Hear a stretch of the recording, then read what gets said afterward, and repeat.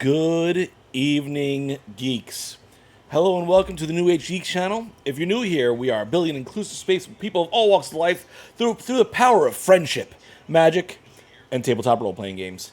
Tonight we have Forging Fates, a sober D&D campaign set in the critical role world of Exandria, following our adventuring party, the Fists of Fate. Good evening, everybody. If you're enjoying the music, a word from our sponsor. If you're enjoying the music we have going on here on Forging Fates, we highly recommend checking out the SonCraft bot. SonCraft bot allows you to play open source community selected music and soundscapes directly from your Discord server with just a few clicks. Whether you're playing with friends or streaming on Twitch, you can use the audio stress-free. With their pro level subscription, you can get their playlist builder, shareable playlist codes, access to 40 plus music genres and 20 plus soundscape types, global genre selections, and 2 premium Discord servers, all for just $10 a month. But using our referral link, you get $2 off your subscription for the first 3 months. All you need to do to get started is invite the SonCraft bot of your choosing to your server, then just hit play and let SonCraft take care of the rest. And just a quick reminder for you guys, the New Age Geeks includes more than just us. It relies on all of you wonderful geeks and your participation in the community that we are building together. If you want to become one of the New Age Geeks, you can. Just make sure to subscribe to our Twitch and YouTube channels, where you will find moderated chats, emotes by one of our favorite geeks, Sarah. Hi, Sarah. Hello, Sarah. And chat rooms with the cast and other members of our growing community. Remember, the best way to help us out is engagement.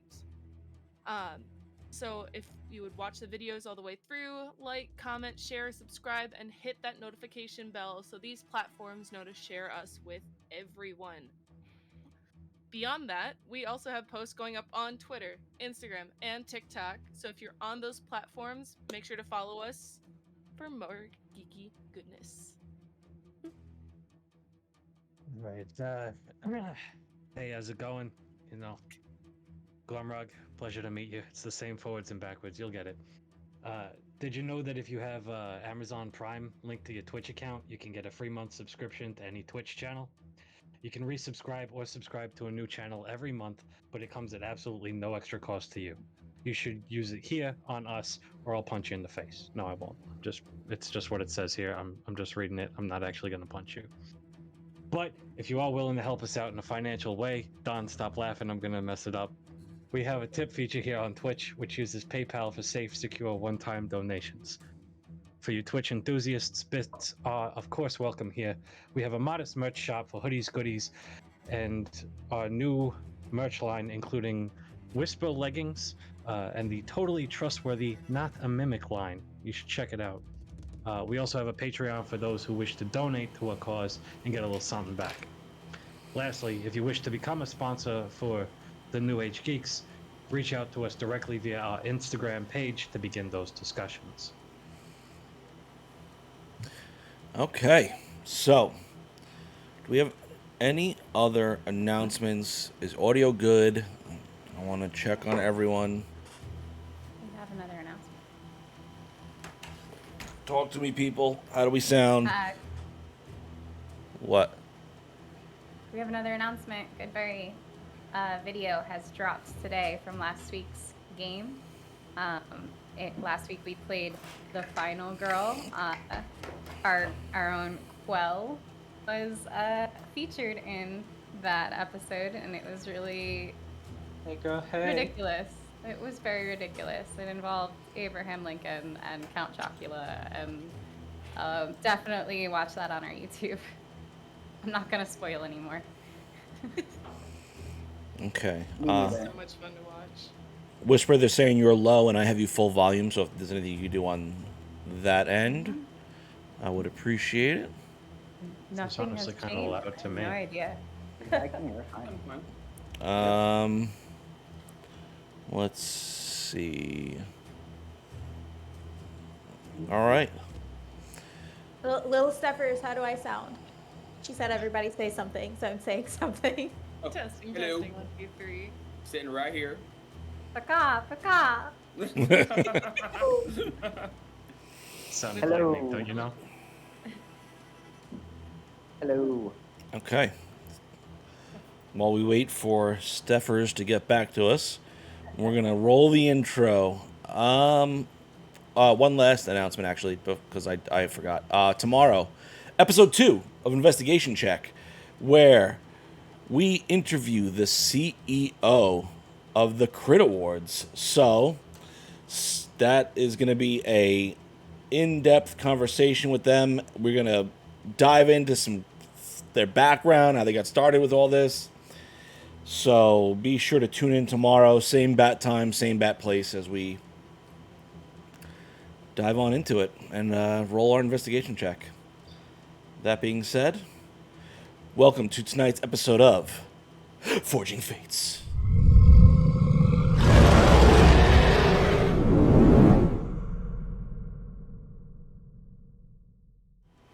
Okay, so picking up where we last left off, after battle, the team making their way from Dale to a chain devil to making their way up to the caves that house the lunar dragon skeleton. Eventually, coming face to face with Whisper's older brother Bellin, finding that he is now undead and possessed by a moon devil, a lunar devil. They battled him, defeating him before the lunar devil made their presence known, leaving the possession and facing the party once and for all in a head-to-head battle. It was intense. The team were battling uphill as they attempted to defeat the lunar devil, thanks to Whisper's thundercloud spell blocking the moonlight and taking away a lot of the abilities from the moon devil. Eventually, they were able to strike him down, but not before he was able to give an ominous threat of dangers to come, and saying that he himself was the one who could help protect the group if they were willing to work with him. Obviously, that deal being disregarded, the team eventually struck him down and began to investigate some of the space around that had been excavated through the Moon Devil's activities. Whisper gathered some more moonflowers, as well as Clover, Tristan, and Whisper gathering teeth and bones from the skeleton in the center. And at the apex of the lunar eclipse that had been happening, Whisper wanted to try out what these moonflowers did to her moonbeam spell. So she attempted to cast Moonbeam on the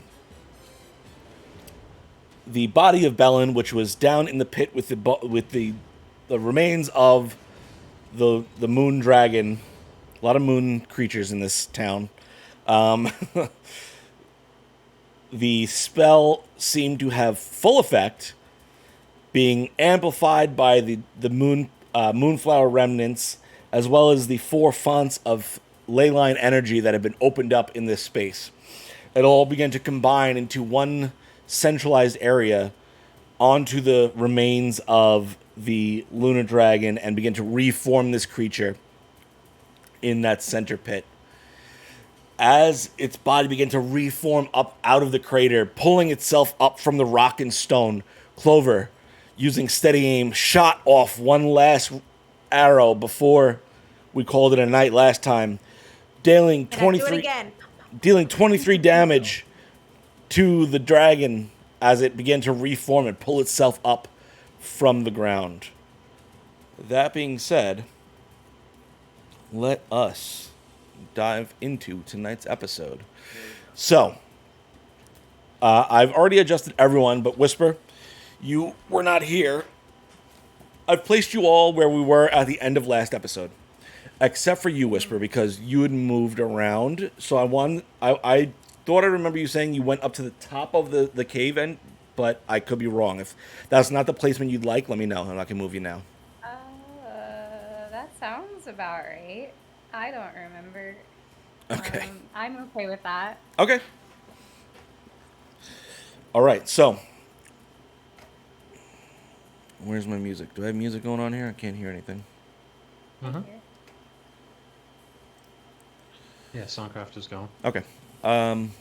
So I lost everyone on camera. Oh no. No. Still getting used to it, guys. All right. So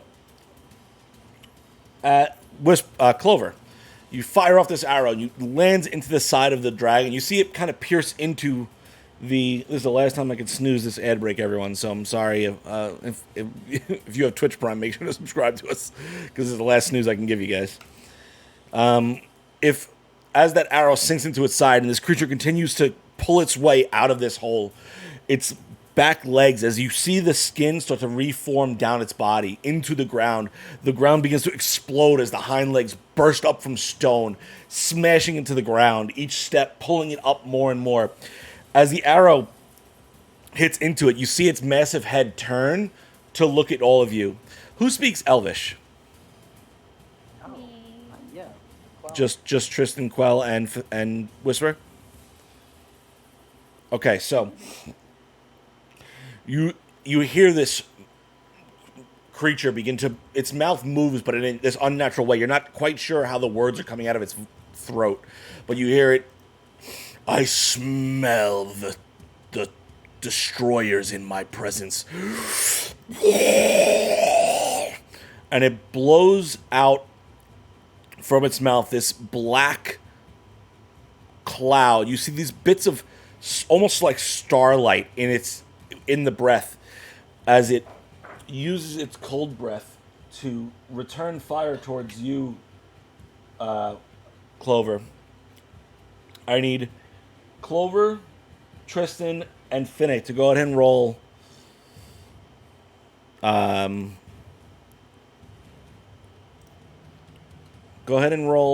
Constitution saving throws. Okay.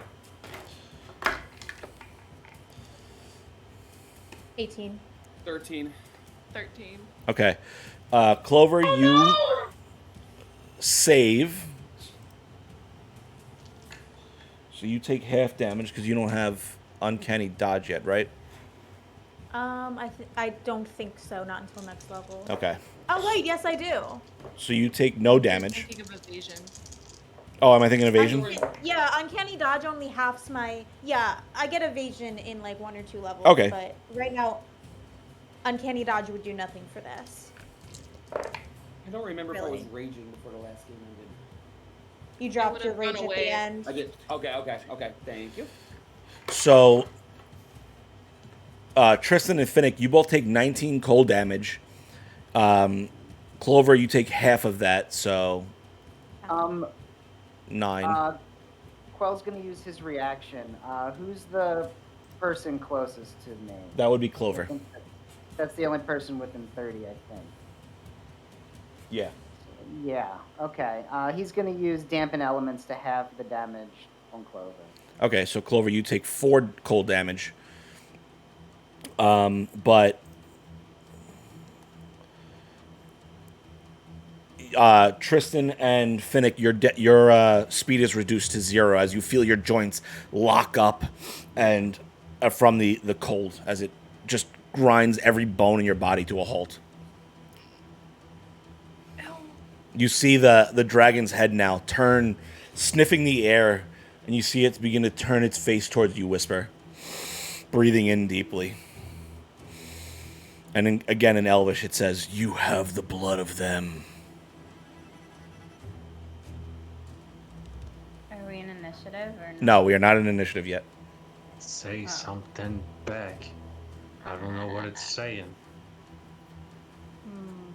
Yes. And I just brought you back. Isn't that good? Roll a persuasion or deception check. Don't tell me what it is.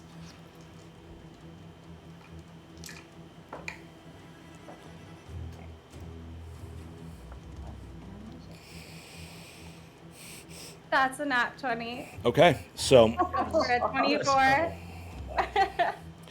So, as you say that, it kind of begins to, as it finally begins to pull its tail out of the ground, slapping down onto the stone beneath it. It begins to climb up out of the pit, bringing its massive face down towards yours. You feel it. As it inhales, you feel your hair pull towards it as almost your entire body is lurched forward as just the intensity of this creature's physique imposes upon you, and its face pulls in close to yours. Why have you brought me back?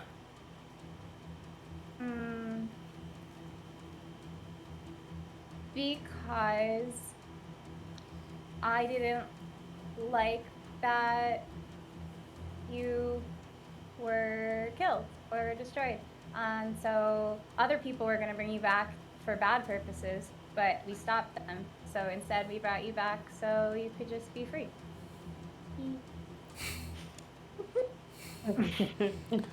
Roll another persuasion or deception check. Seeing her do the cheesy smile, I'd like to help her on her roll by also smiling. Okay. It's not even able to see you in the way it's looking right now, so. Oh, never mind. Okay, I that thought one we was were an next to each other. 11. Not as good. I rolled a natural 20, so. Are you lying to it, or are you trying to be truthful? Well, that one was a clear lie. The first one wasn't. Okay. So, Is it possible to silvery barbs the dragon and give advantage to Whisper? not now. Not that everything's rolled. Okay. So.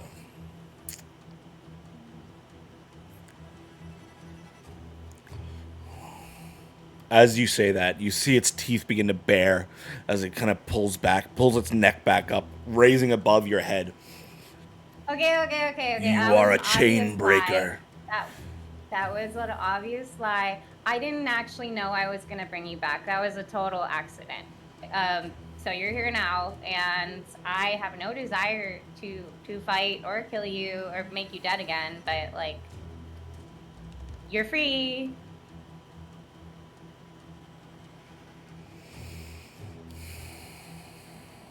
You see it hesitate for a second as it was clearly preparing to chomp down on your head.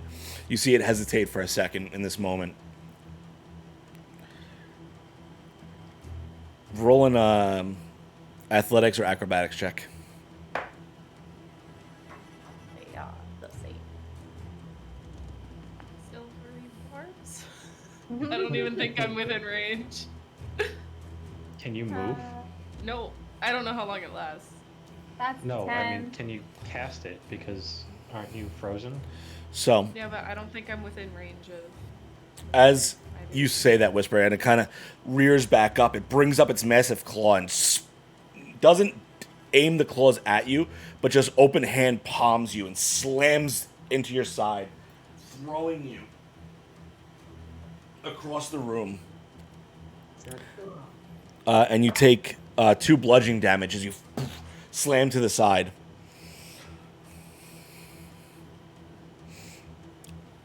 And you kind of just... That wasn't called for. It starts to crawl up the side of the cave, making towards the hole in the roof. Okay, let's run. Let's go. Can I move yet? Yeah, it only lasted for 1 round. Okay. So, as the dragon begins to escape through the ceiling, what are the rest of you guys going to do?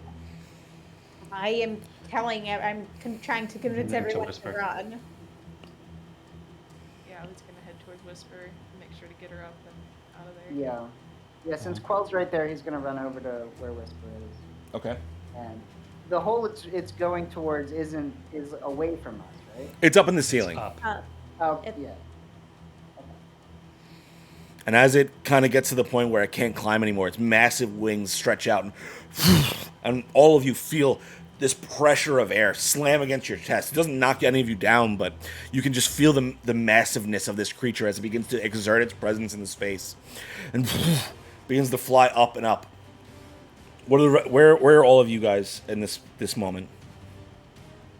Once we get Whisper up, I'm gonna try to convince everyone to run back through the door that we came through. All right, so Whisper and Quell, you get up and start to move your way this way. Yep. Yeah, I'm waiting until everybody's out before I will be the last one out. Okay, so I'll lead the way out. Quell's gonna cast guidance on Whisper. all right. So as all of you kind of gather towards the entrance of the cave, you see this creature begin to turn its head back around towards all of you, and you see it begin to inhale once more. Run, run, run! No. Yeah, I take the dash action. Yeah, I am running. Let's go. I'm gonna need all of you to go ahead and roll Constitution saving throws. I'm just trying to say that I've been running for 2 rounds now. I'm going to try and cast Dispel Magic. I think That that's works. bullshit, but okay. 21. Okay. You said Constitution, right? Yeah. Would Dispel Magic be something I could do right now? Roll an intelligence check.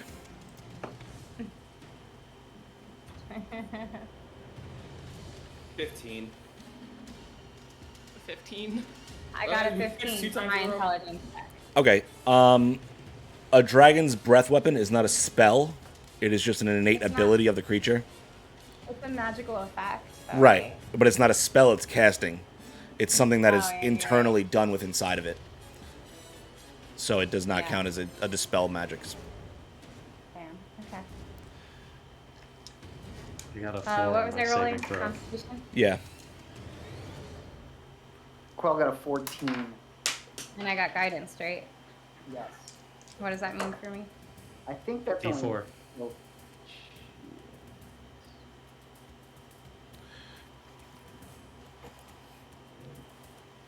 I rolled really good. Okay. I got a dirty 20, and then with the guidance was a 24. Okay, so Whisper, Clover both save, everyone else fails. Am I correct? A 15 fails. Yeah. It's DC is 18. Oh. Okay. So everyone that failed, you take 20 cold damage, Ow. okay. and those of you that pass take Quell- 10. I'm Quell's out. gonna use his reaction to... Oh, man. To give resistance to Whisper for that instance of damage, I guess. So she's not out. Okay, so Whisper, Hopefully. you take 5 damage. Slow down. Oh wait, no, Whisper, you Okay, yeah, no, Whisper passed. Yeah, so you take 5 damage total. Okay. You still down though? No, I'm up, but no. Okay, cool. And with that, it pulls itself out of the ceiling and begins to fly off into the distance. Not really, but thank God. Something's about to happen. Is anybody else down? Close. Yeah. Ow. He's someone else's problem now. Yeah, once you Get outta totally here. leave, they'll heal everybody once we're out of harm's way. Back to the grove. Yeah, so let's run. Joe, what are you doing to our faces? I'm sorry. Oh. Can we just blame this on my Bella? brother? Yeah. I watched Belen do this with my bare eyes. Yes, Clover, that's it. I'm not a bear, but yeah, I saw it too.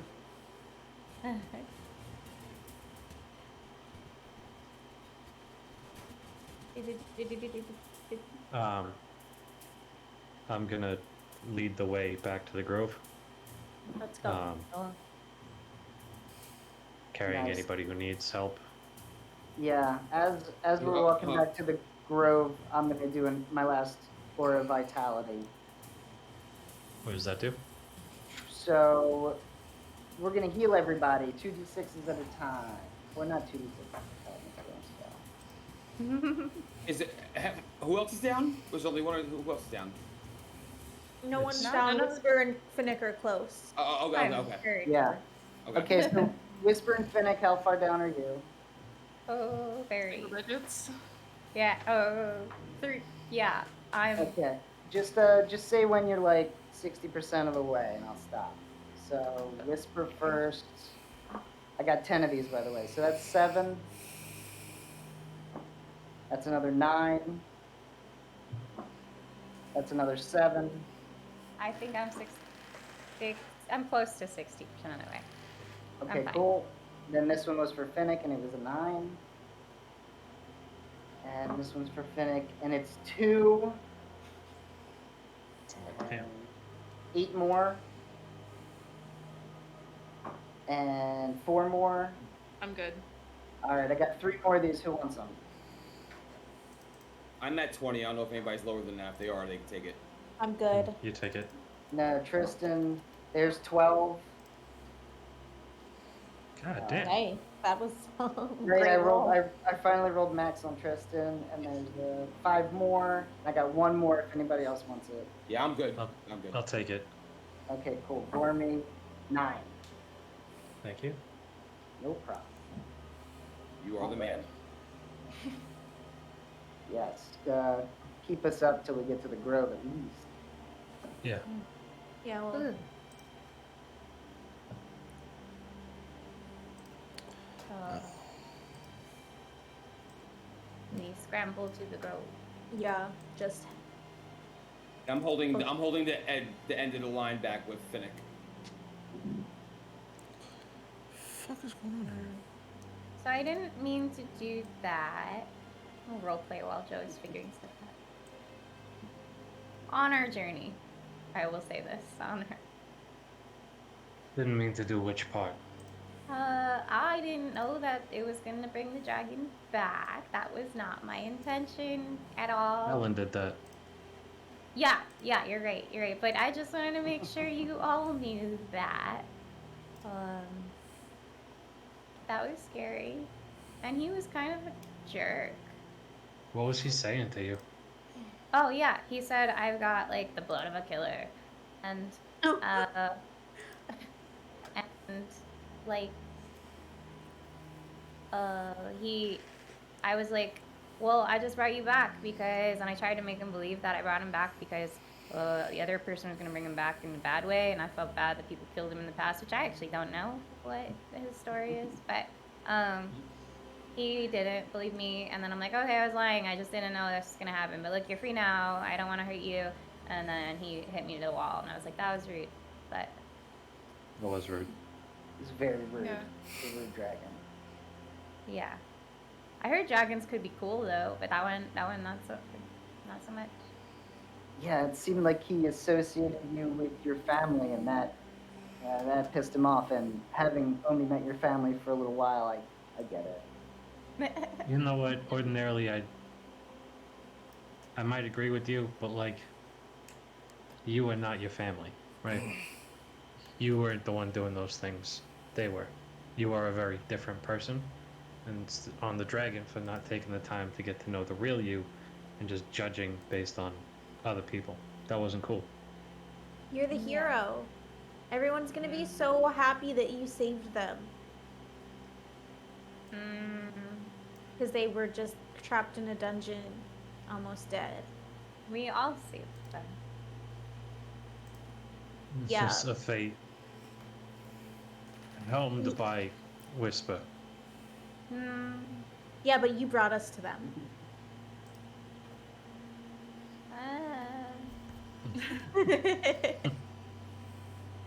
All I know What's the is concern? I'm not taking any credit. Oh no, you're What? an honorary You did member all now. the work. Oh, You were the best. thank you guys. Thanks for healing. I don't know what I probably would have been a goner without you. Oh, speaking of that, and Quell will take out his staff of Melora, or at least that's what he calls it, and he's gonna hand it Is there- over. Is there a Brandon. little bunny on top? No, it actually now he's whittled into the top of it the FF logo for the fists.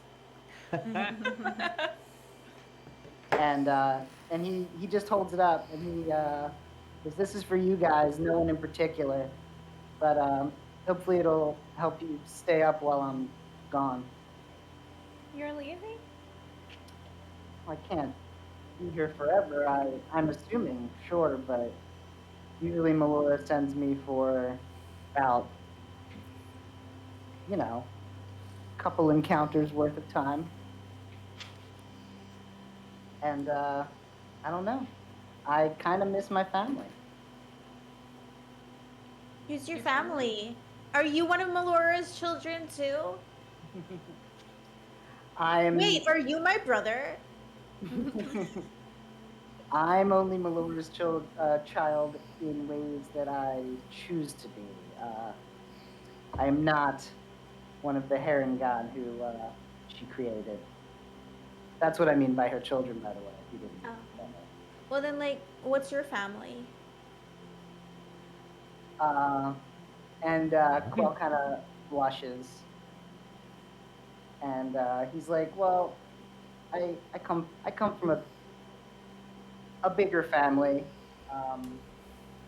Me too. As far as the Feywild's concerned, it's one of the irregular, closed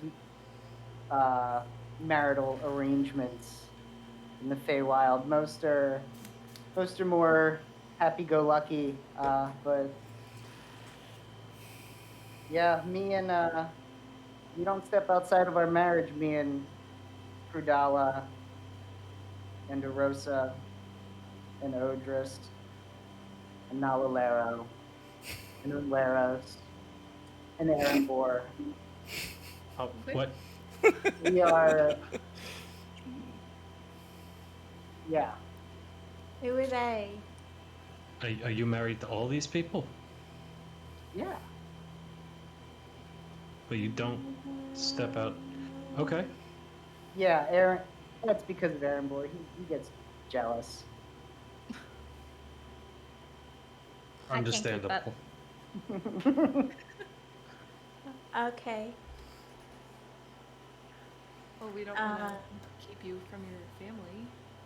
What does the staff do? Oh, you'll be able to heal each other with it. Yeah, whoever holds it, it's going to be a responsibility, but it's one that you can share or alternate. It's up to you. How can you tell us a little bit more about how we use it and how much healing it does? I'm just trying to figure out. I'll get you the item when roll 20 at some point. Sounds I don't know what roll good, 20 Paul. is, but No, if Well, we can nobody put else it- is interested, I'll take it. I was a little bit interested. I just wanted to know Alright. what it did. But you can take it. I mean, it's the staff of your mother, so Well, you get first is dibs. that what you guys are going to rename it? The Well, staff that's of your mother? technically it's the That's staff. your mama. It's the staff of my biological mother. I actually already have a mom.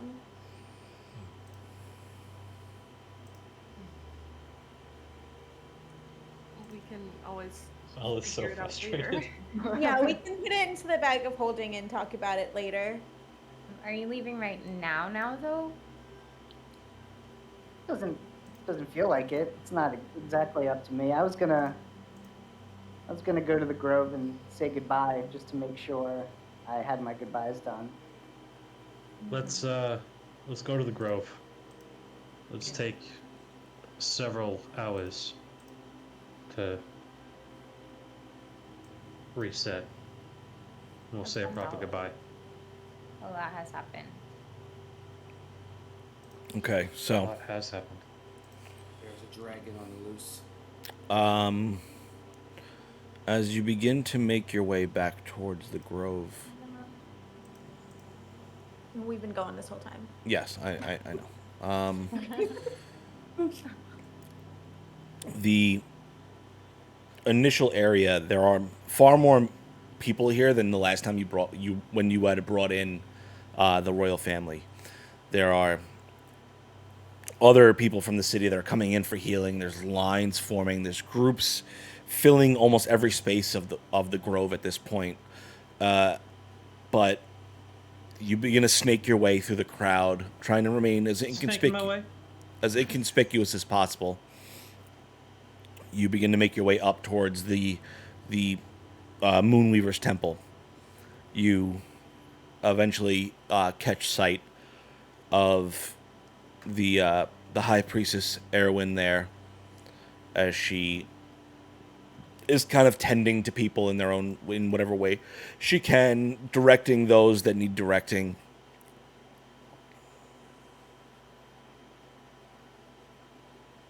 What do you guys want to do? Go up to the High Priestess and just say, it's done. As you approach her and say that, she kind of turns her attention towards you, Gormrog. Well, that is certainly a relief.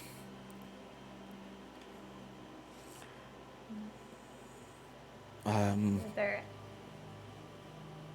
Yes, dear. are there any of the royal family around here, or no? As you ask that question, now that you are no longer wearing any disguise, you see her eyes kind of lock onto yours. And roll an insight check for me.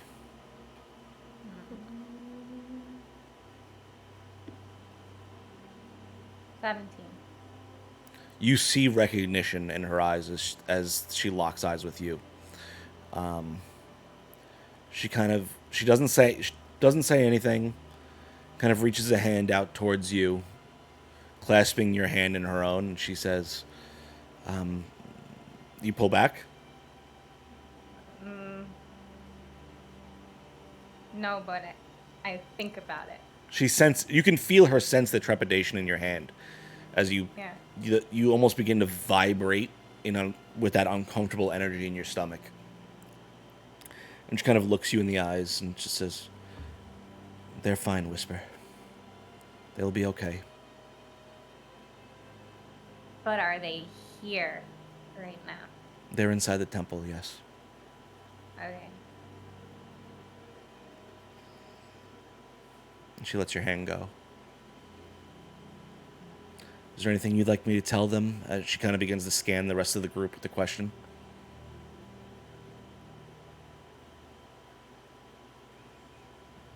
Don't make deals with devils. Solid. Bellin resurrected a dragon. Oh yeah. That Okay. might go back. Yeah, we defeated him, but it was too late. Okay. I'll make sure to let them know that so they can prepare for that situation. The dragon.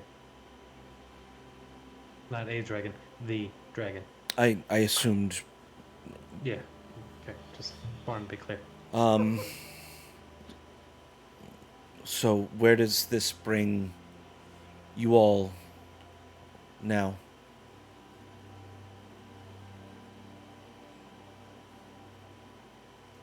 I don't know how much longer we plan on staying. I'll just sort of exchange looks between everyone here. But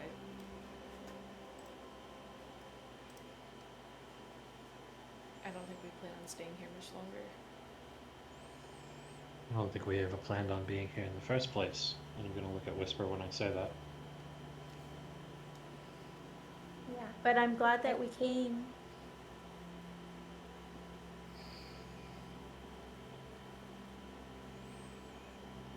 Well, when people ask, what should I tell them? Who helped free this city from this corruption that was here?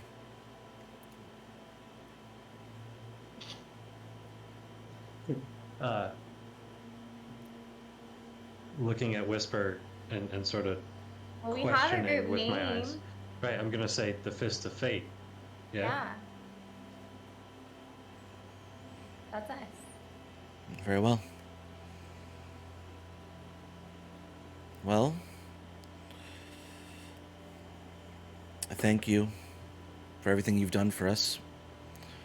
And I'm sure the remaining members of the royal family, and she kind of looks towards you, Whisper, thank you for what you've done. Is there anything you wanted me to pass on to them? I already said what I said. Very well. Well, now that the city is free, I'm sure a comfortable bed it would be appreciated, so I think the silver leaf is still standing after last night, if you all are seeking refuge for the evening on a more comfortable space than Grove ground. Where's Sounds safer? Which one's safer? Well, I think Pretty sure we stopped the threat, yeah? either would be as safe as the last.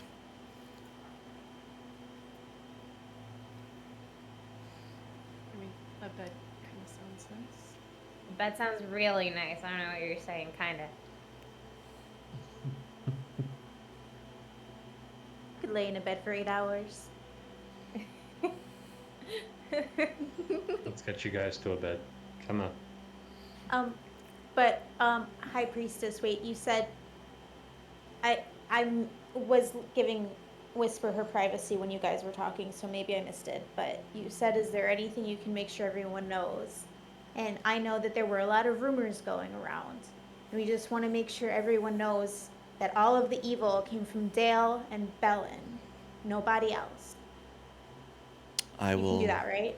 I will make sure that word is spread. And again, I thank you all for everything you've done for us over these last few days, and I hope one day you can remember that this place will always be your home. And she kind of just scans the whole group. And you will always have a space here if you ever desire it. Thank you. Yeah. I don't think I'll ever be able to think of this place without seeing innocent civilians being attacked and eaten by wyverns, but thank you so much. Well, it's been my express pleasure, Miss Clover, to meet you and to be the one and help guide you on the journey. She looks towards you, Quell. Quell makes eye contact with her and then bows. She comes over and embraces you. Thank you for Yeah. everything you've done for them, Quell. Oh, it was a pleasure, and you're welcome, of course. Thank you for being here when we need you. As she releases you, Quell, you begin to feel that pull back towards your home.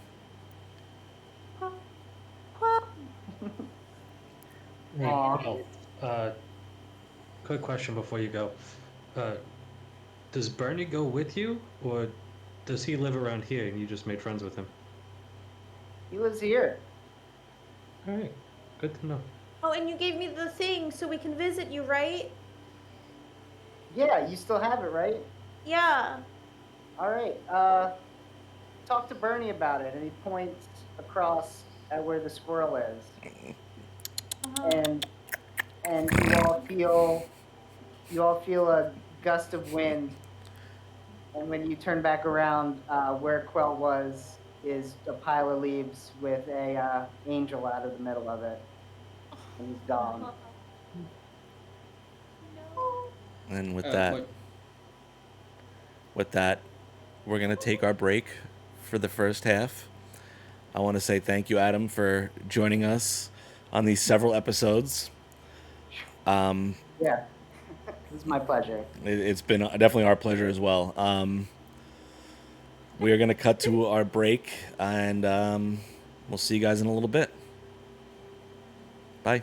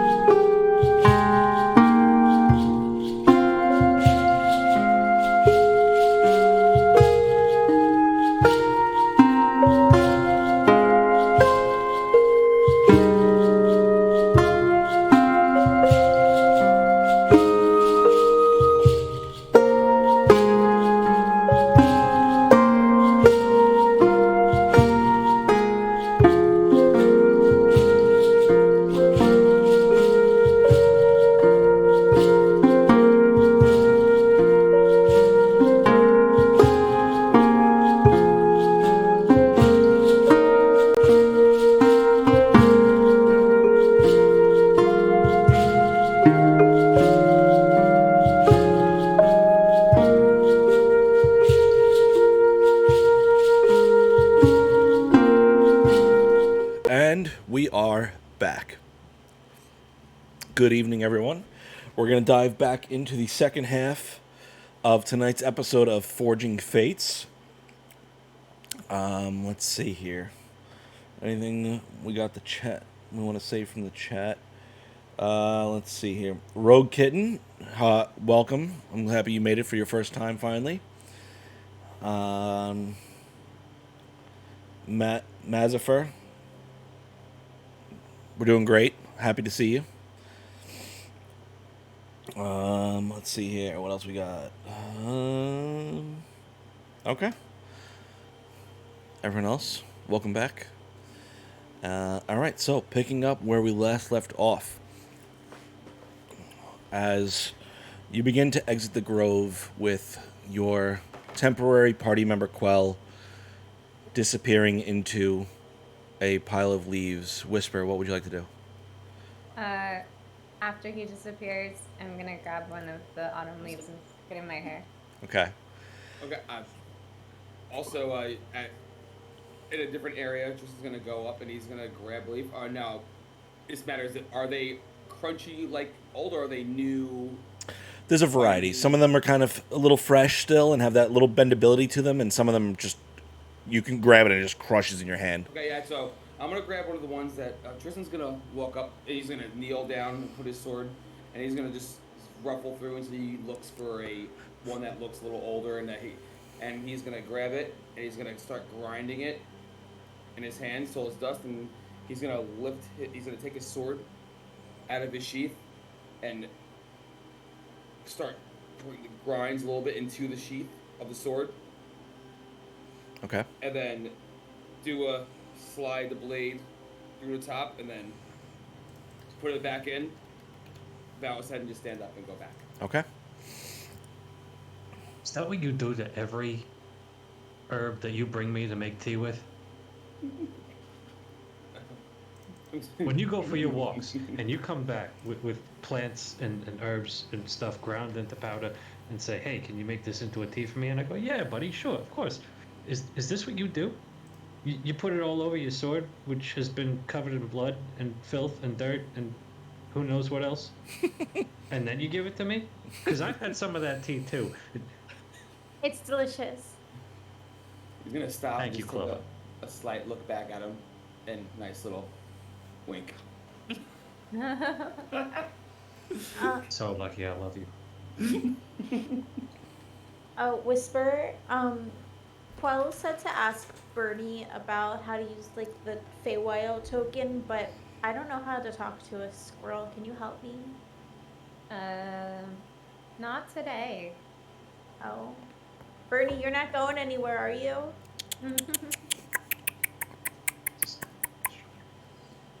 Okay. I don't know if that anything gets picked up. I have no idea if anything gets picked up on the microphone. I'm gonna assume that means that you're gonna be chilling right here. So we're going to this place to grab beds. Mm-hmm. Yeah. We. Okay.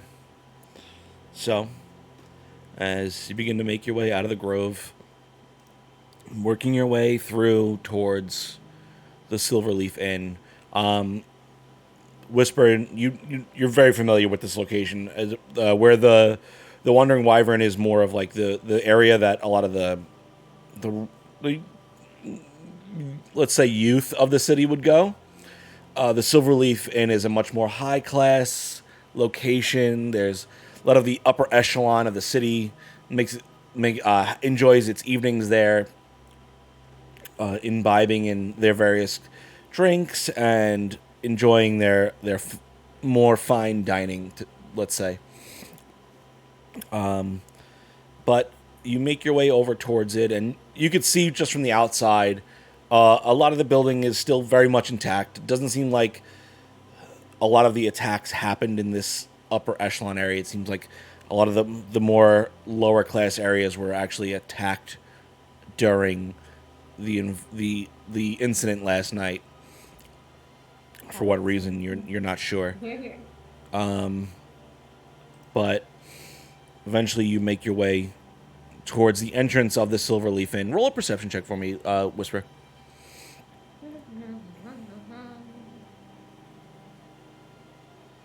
That's an 8. That's an 8. Okay. So, as you all make your way in, immediately the area is relatively large for, and especially what you would expect in this sort of area.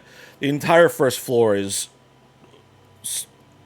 tremendous. There's a very elaborate countertop area that is made out of this almost birch white wood, with this silver inlay that kind of decorates all the accent pieces across the entire surface.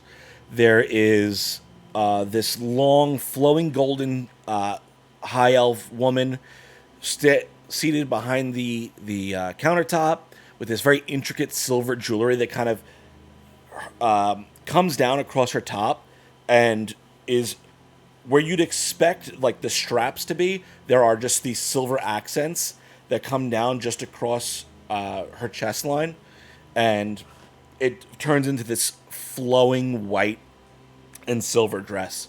Throughout the rest of the inn, you see a tremendous amount of people, all which seem to carry that air of wealth and dignity to them. And whereas what you had seen with the Wandering Wyvern, that much more working class area, everyone in here seems like they're coming from money. And they're jovial, they're high spirited, they're enjoying their food and their drink, and it is in stark contrast to everything you've seen outside of this inn.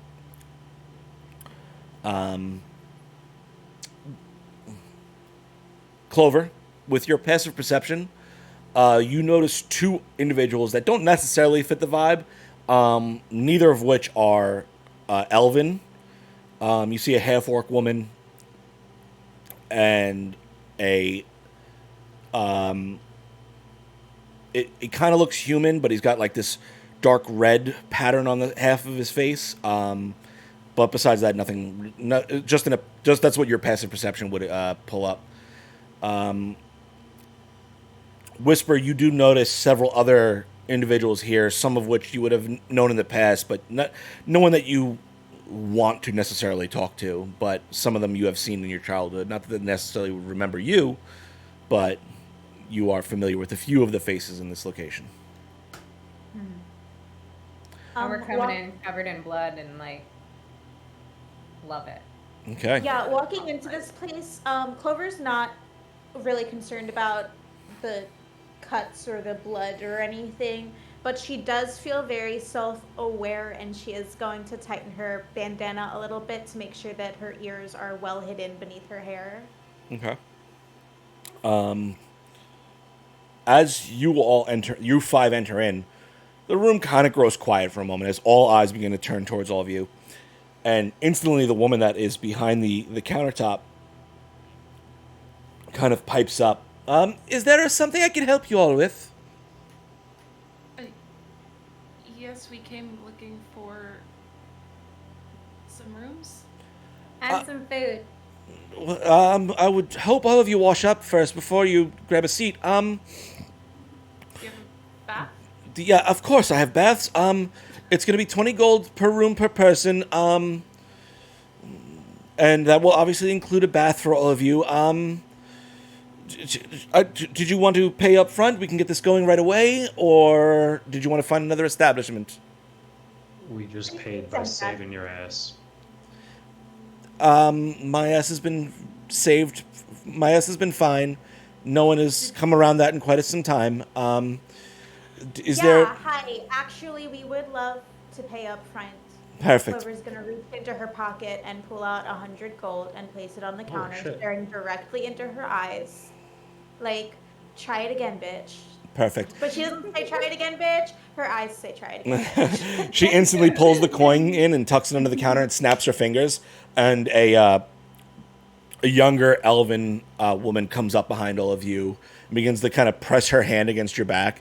Please, she gathers the keys that are immediately placed on the counter. Please, let's get you all upstairs and washed up. And we'll expect our food to be ready when we come back. Of course, place orders with me and we will have that all ready for when you're done with your baths. Yeah. After that happens, I want to lean over to Clover and whisper, "Can we steal that money back?" What? I mean, Whisper is royalty. Why would she need No. to pay? Whisper is not royalty. Whisper is part of the royal family. No, we just Whisper is saved the. not. Yeah, but no one's gonna embarrass my friends like that. We'll get our money back. We just Yeah, saved the we've whole done that. freaking city by taking out the people who were destroying it, Yeah, but it looks including like the it's infected. demons and devils. The We also did let a dragon loose. the elven woman who's kind of bringing you upstairs just keeps her mouth shut as you all have this conversation. Begins to unlock the doors for each of you and guide you in. I'll bring water in momentarily. Just doesn't even like make eye contact with anyone. Just unlocks doors. We'll take some extra towels. Of course. Anything else I can get all of you? Probably. Our food order, right? Yes. Let me get the water drawn, and then I will come for orders. So you all are led off into your separate rooms. Okay. I go in the room with Gormrog. Yeah, good. Yeah, you said it was per person no matter what, but like I wouldn't. I mean, is there only like one bed in each room? Yeah. But I'm not staying in that Oh. room for the whole night. I'm just going in that room when he goes in his room. Yeah, as you enter in, it's nicely in. The decoration's nice on the inside of each room, but it is one bed, a large bath, probably big enough for more than one person if that's what you had decided. But there's plenty of room to kind of stretch out in those tubs. And there's a large mirror. There's a small space for you to kind of like hang any clothes that you wanted to hang. Okay, yeah. I'll go into my room and clean myself up. And when I get dressed, I'm putting on my nice orange dress with the headdress that Tristan bought me. Okay. Anyone else want to do anything particular while they are bathing and preparing for the evening? Yeah. Before the woman leaves, like she's drawn up all the baths and whatever, I'm gonna kind of just grab her attention and just, I apologize. You don't deserve to be talked to that way. And I'm gonna slide her a platinum. She does. She doesn't even make eye contact with you as you speak to her. She kind of keeps her eyes down towards the ground, and as you slip her the coin, she takes it for a moment, palming it in her hand, not even looking at it. And then as she turns to kind of exit the room, you see her flash it towards towards her face, and instantly turns around, locks eyes with you. Sir, this is too much. I can't take this.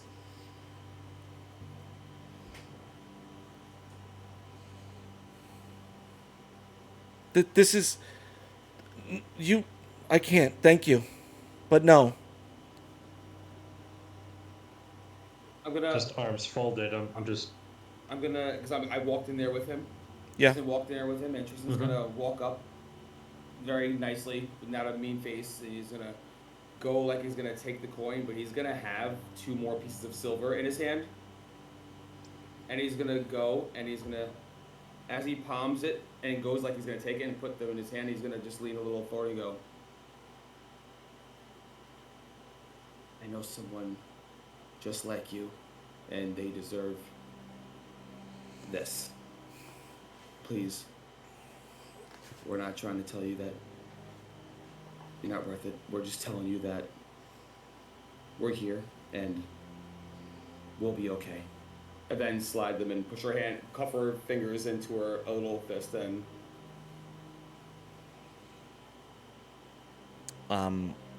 as you do that, Tristan, she kind of looks up at you, like tears starting to stream down her face. She kind of clutches the coins in her hands and leans up quickly and just kind of pecks you on the cheek before she turns and runs out of the room. And as soon as she runs out of the room, does she run and shut the door? Yeah. Or just, okay. I'm going to turn to Gromy and go, there's a fucking dragon flying around. With a very serious face. What do you want to say, Clover? When Clover hears the door slam and assumes that it is that person leaving, she's just gonna call out of her room, I want a really nice harvest salad. You hear yes, ma'am.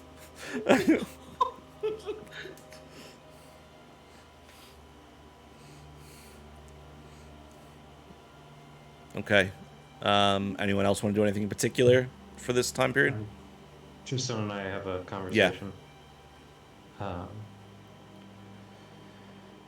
Yeah, there's a dragon. I noticed. Thank you for pointing that out. I'm worried about them. About who? The dragons? No. Oh. Our family and everything we're doing right now. I believe in everything, Gormy. You understand, you know. I'm trying to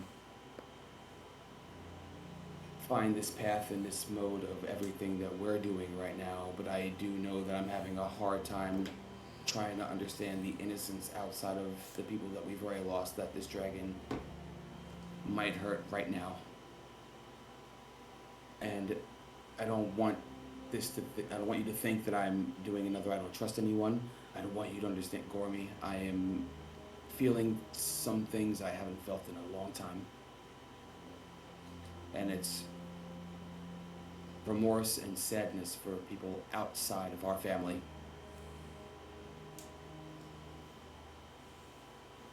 Well,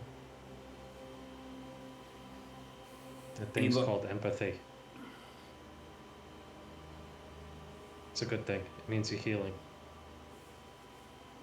We've been hurting for so long because everywhere we turned, you couldn't trust anybody. You know, the family that you left before finding the Rivermore tribe. They did a number on you. And if I find them, I'm going to hurt them. And then the Rivermore tribe, who taught us everything we knew about fighting, about hunting, about living in the wild, being nomads. There was no empathy there. It was just violence, and violence, and violence, and only the strongest were important.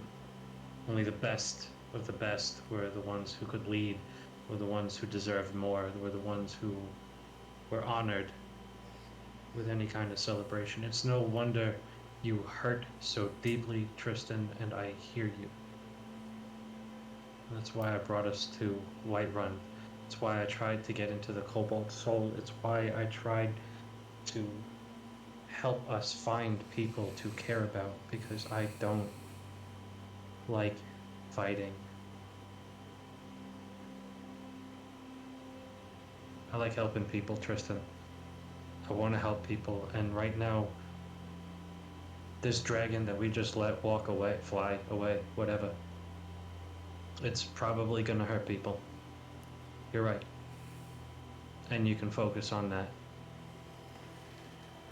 Or you can focus on the fact that it gives us a chance to help people.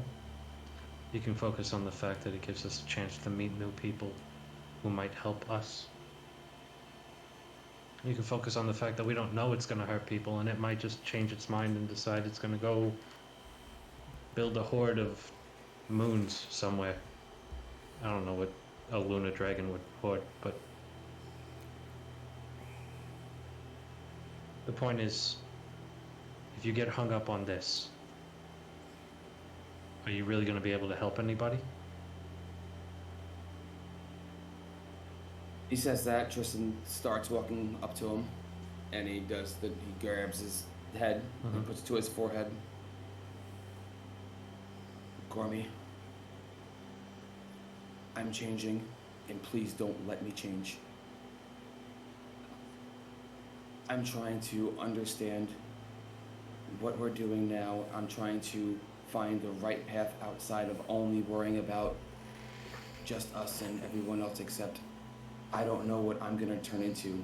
And he looks him and pulls it. He grabs like a little, like it stiffly kind of grabs his head and puts it his hair a little bit and pulls it back and goes, I am changing into something. Yeah, I know. The scales. Ow. Let go. I need you to promise me something.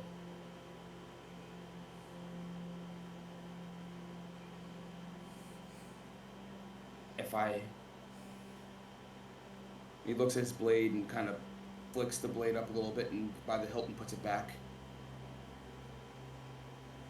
If I lose control, if I turn into, and he, starts pulling his shirt up and other things where he hasn't been pulling any scales of anything off at all, and I turn into this, and I turn into something else, that you will not let me hurt anyone.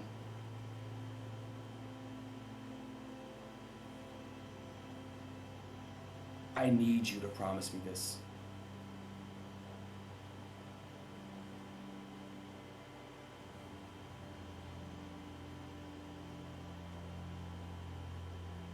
I will stop you. I will tie you up. I will chain you up. I will pin you down. I will stun you over and over again if I have to. I will hire armies to hold you back, but I will not kill you.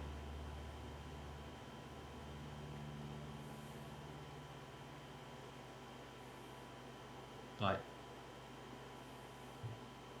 if you,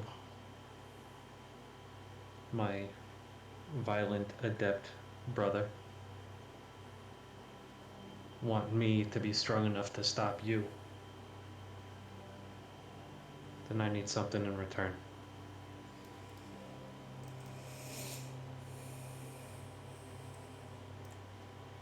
When we were in the dungeon of that castle, the fuckface with the chains, he hit me pretty good. He knocked me out, and I did not think I was coming back.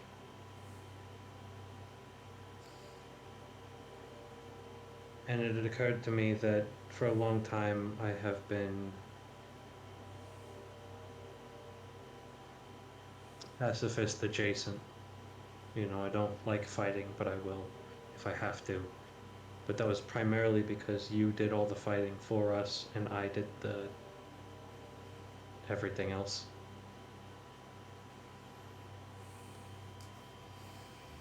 But we've got a family now. These insanely powerful magic users in the next rooms. The little one with the ability to shoot farther and more accurately than anybody I've ever seen. Deadliest fucking shot. I love these people.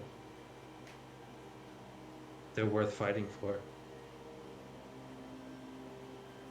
But I don't know what the fuck I'm doing. I need you to train me.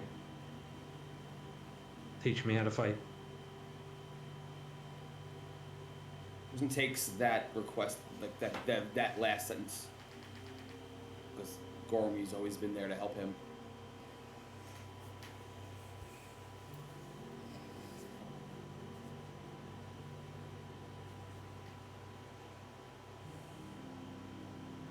I was very adamant. I was very scared to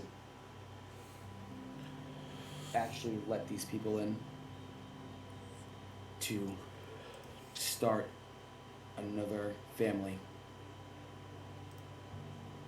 Especially after what happened to Marie Lynn's. And a tear trickles down his left eye.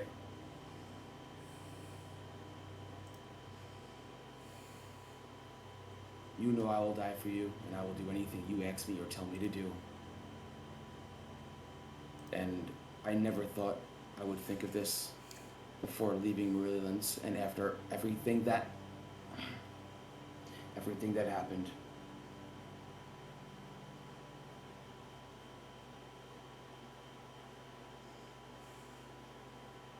But I'm with you on that until my dying breath. Nothing's happening to these people, and I will train you any way you need me, you tell me to. I will make sure that everyone is protected.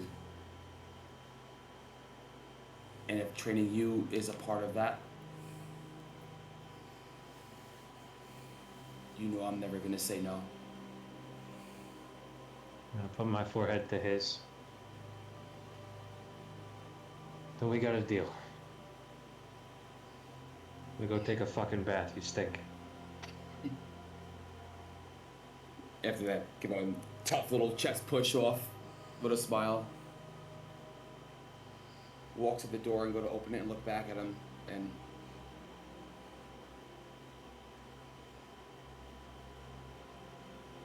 Gormy, we got this, right?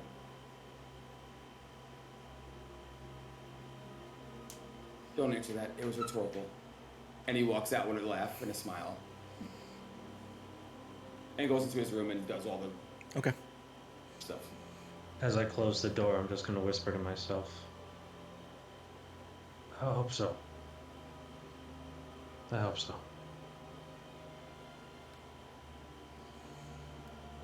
Finnick, is there anything in particular you want to do during your moment here to bathe and dress? I shut the door behind me and just let out this big, heavy sigh as my shoulders finally relax. And I just sort of reach my hand over my shoulder to feel where the wings came from. Just sort of like running my fingers over the scars, and I take a minute and just close my eyes. I'm basically like meditating for a few minutes, trying to bring my heart rate down before I get there. But As you kind of begin to sink yourself down into the bath, and close your eyes and focus there for a moment, roll a d20 for me. any Nope. no, How many stress points do you have for the day? I don't know, but I just rolled a 5, so I'm pretty sure you had a few anyways, so as you sit there and kind of soak down into the bath, you feel While the bath is warm, you feel heat begin to press against your face. You try and block it out, but that it's there as the moments from the day replay across your mind. Seeing your father for the first time in years. You see his face in front of yours as your eyes close. You feel those flames around you. You can hear him whispering in your ear all the things you've heard a million times before. You feel the water lap against your chest and reminds you, ever so slightly, of the trip away from all of that.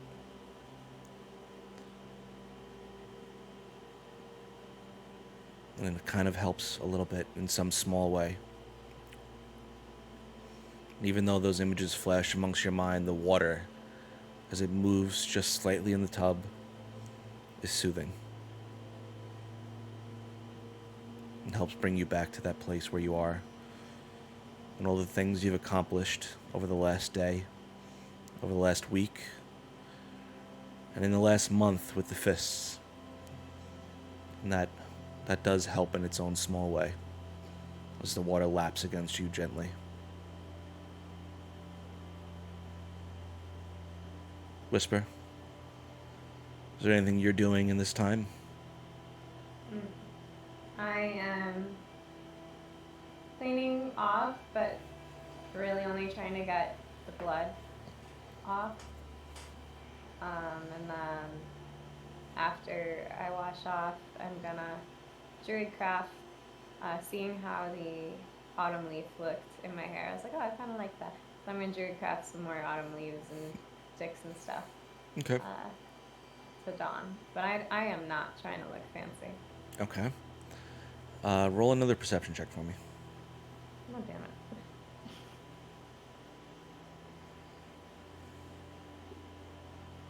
That's high.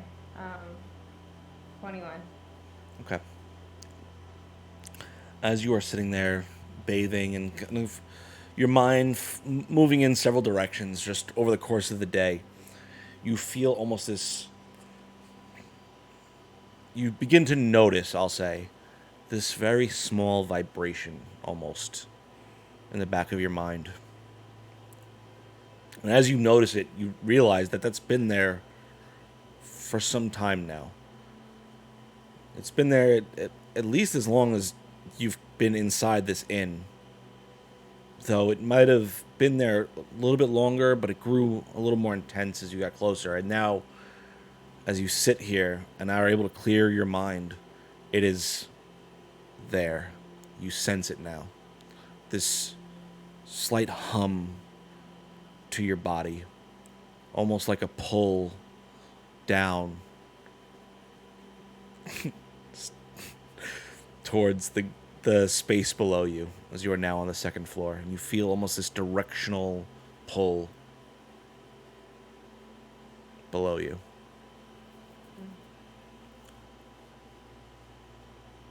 I take notice of it, but can I resist acting as a... Yeah, there's no like draw for you, but you feel it like it's like saying, okay, there's something that way, like almost like this directional vibration. Yeah. Okay. I make sure I take notice of it, but continue what I'm doing. Okay. So, who would like to be the first one to go back downstairs? I want to do something else. Okay, go ahead, Clover. Okay, so I've showered, I've gotten into my cute little dress, and I'm looking good, but not too rabbity. Like just rabbity enough. Okay. I'm gonna leave. I'm gonna go knock on Finnick's door.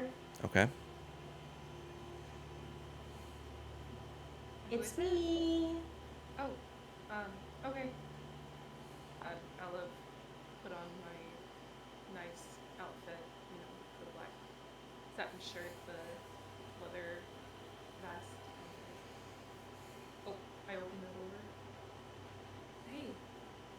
Hey, I was wondering if you could talk for just like 2 minutes. Everybody else is still getting ready. They were talking for a long time. Yeah, come on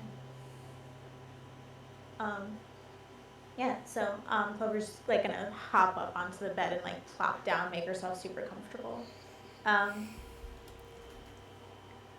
So I don't want to bring up any bad memories right now because we've just been through a lot, but I just wanted to let you know that I saw what that chain monster turned into for you, even though everyone else was a little bit behind, and I wanted to see if you were okay.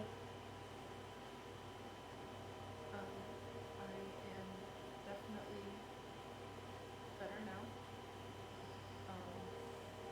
The fact that it was an illusion definitely put some eased my mind. Yeah. Do you want to talk about it? Well, Or we can wait until after we sleep. I just wanted to check on you. yeah. Long story short, I didn't have a great relationship or any relationship at all with my parents. And I haven't seen them in years. So it really caught me off guard, and I can imagine how jarring that was. yeah. Well, if you ever want to talk about it, my ears are really good for listening. I definitely think I have some talking to do after what has transpired today. So Okay. Cool. Well, let's go. a little hungry. Yeah, let's go eat and sleep. And we'll circle back to this when we're not exhausted. Of course. I'll sort of stand up and go like this to try and get Clover to link elbows, and then I'll squat down slightly so it's easier. I will. I'm like up here, Just a little. which is kind of like real life. And then Yeah. we'll head downstairs. Okay. So, I'll say Finnick and Clover being the first ones prepared, unless anyone had anything specific they wanted to get done alone. Okay. So, Finnick and Clover, you make your way downstairs now in your much nicer outfits, all cleaned up and ready to enjoy at least some respite from the day's events. As you make your way down, the food you ordered in the space between is being brought out as you exit the stairs. You see one of the servants working in the inn notice you and begin to place out your meals on a table towards the center of the room. And they begin to as you come down the stairs, they guide you over towards the chair, towards the table, pulling out your chairs for you. Is there anything else we can get for you, ladies? Drinks or something?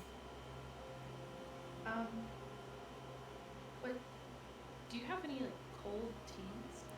Of course, we can get a cold tea for you. Yes. Yeah, any sort of berry tea. Of absolutely. And for you, Master. They motion to ask for your name. Towards Clover. Oh, me? Oh. Well. I will also take a cold berry tea with a little squeeze of lemon. Very good. We'll get that right away for you. And the two servants begin to make their way back before bringing you your drinks in a few moments later. Is there anything you'd like to discuss in this time, or would the next guest like to join the table? Just waiting for everybody else. Okay. Who would be next? Me. Okay. But I want to knock on the other people's doors to have them come down with me if they're ready. Okay. So, Whisper, So- you make your way over towards Gormrog's door, and Tristan start. yes. When Gormrog steps out, he's decked out in the black and silver finery. And like the wooden toggles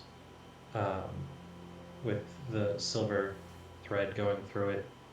And he's just like fussing and just it looks like it was ironed but poorly, and it looks like he's doing his very best to look his very best, but is not good at it. Hey, you ready to? And Go I'm down? carrying all my stuff, so I leave nothing in my room. So I still have my club with me and everything. Yeah, are you ready? I'm hungry. What else is new? I'm gonna bang on Tristan's door and just, hey, come on. Tristan hears it, and as soon as he hears a bang, he's already awake a little bit, and he opens the door. As soon as the door opens, and you see the room has been completely untouched. The bath water is still clean, and everything is just kept. And he stands up from the right side of the door and turns and just, all right, let's go, and follows. Okay. Did you not pay?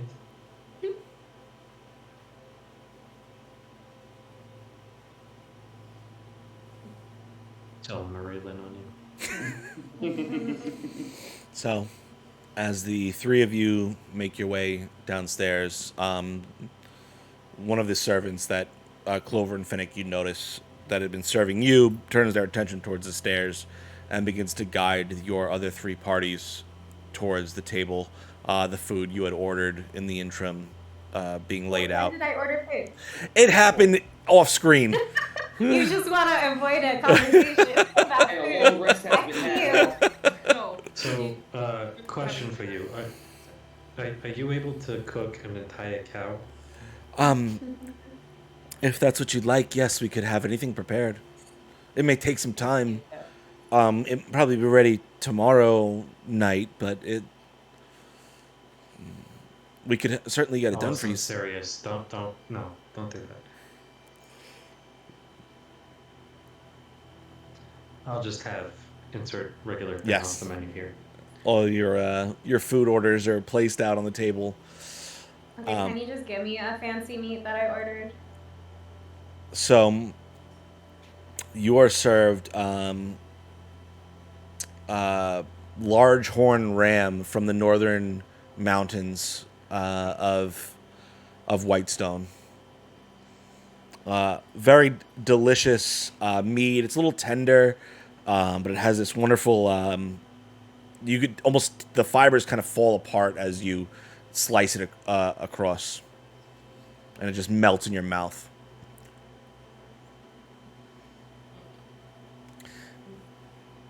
Okay, so A Wagyu steak. as you sit down, Tristan and Gormrod, go ahead and roll perception checks for me, at disadvantage because you're not actively looking.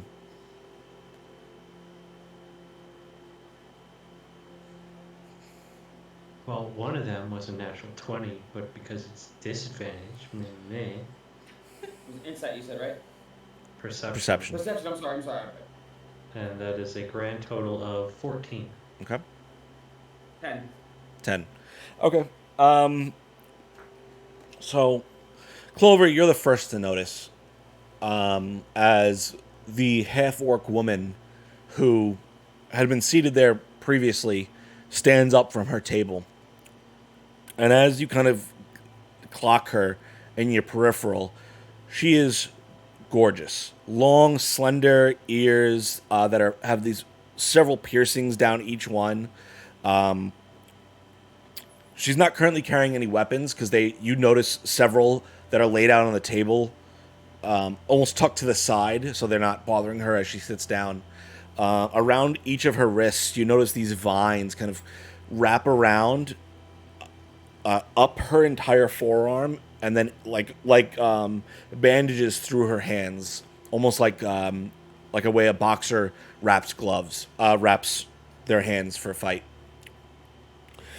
You see, she wears this leather armor that is form-fitting but beautiful. It's intricately designed. There are patterns woven throughout the entirety of it. In this almost, what languages do you speak? Halfling and common. Okay, think. so it's in a language you're not quite familiar with, but you see it kind of embroider the entirety of it. And she wears these very high boots that come up to her knee. Again, this dark brown leather with fur underneath. And she kind of comes up, making her way towards your table. Gormrug, your attention shifts to her as she makes herself kind of in your periphery, you being the first to notice after Clover. And you actually recognize her.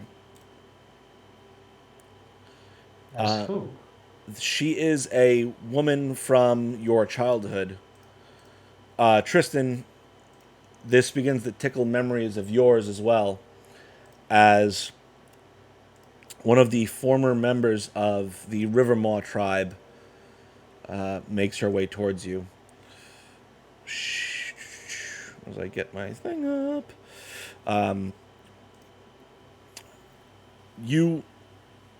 She had disappeared from the tribe several years before you had decided to leave. And as you see her, this is Semiur. She was considered one of the better warriors of the Rivermore tribe before she went off and eventually disappeared during an expedition and never returned.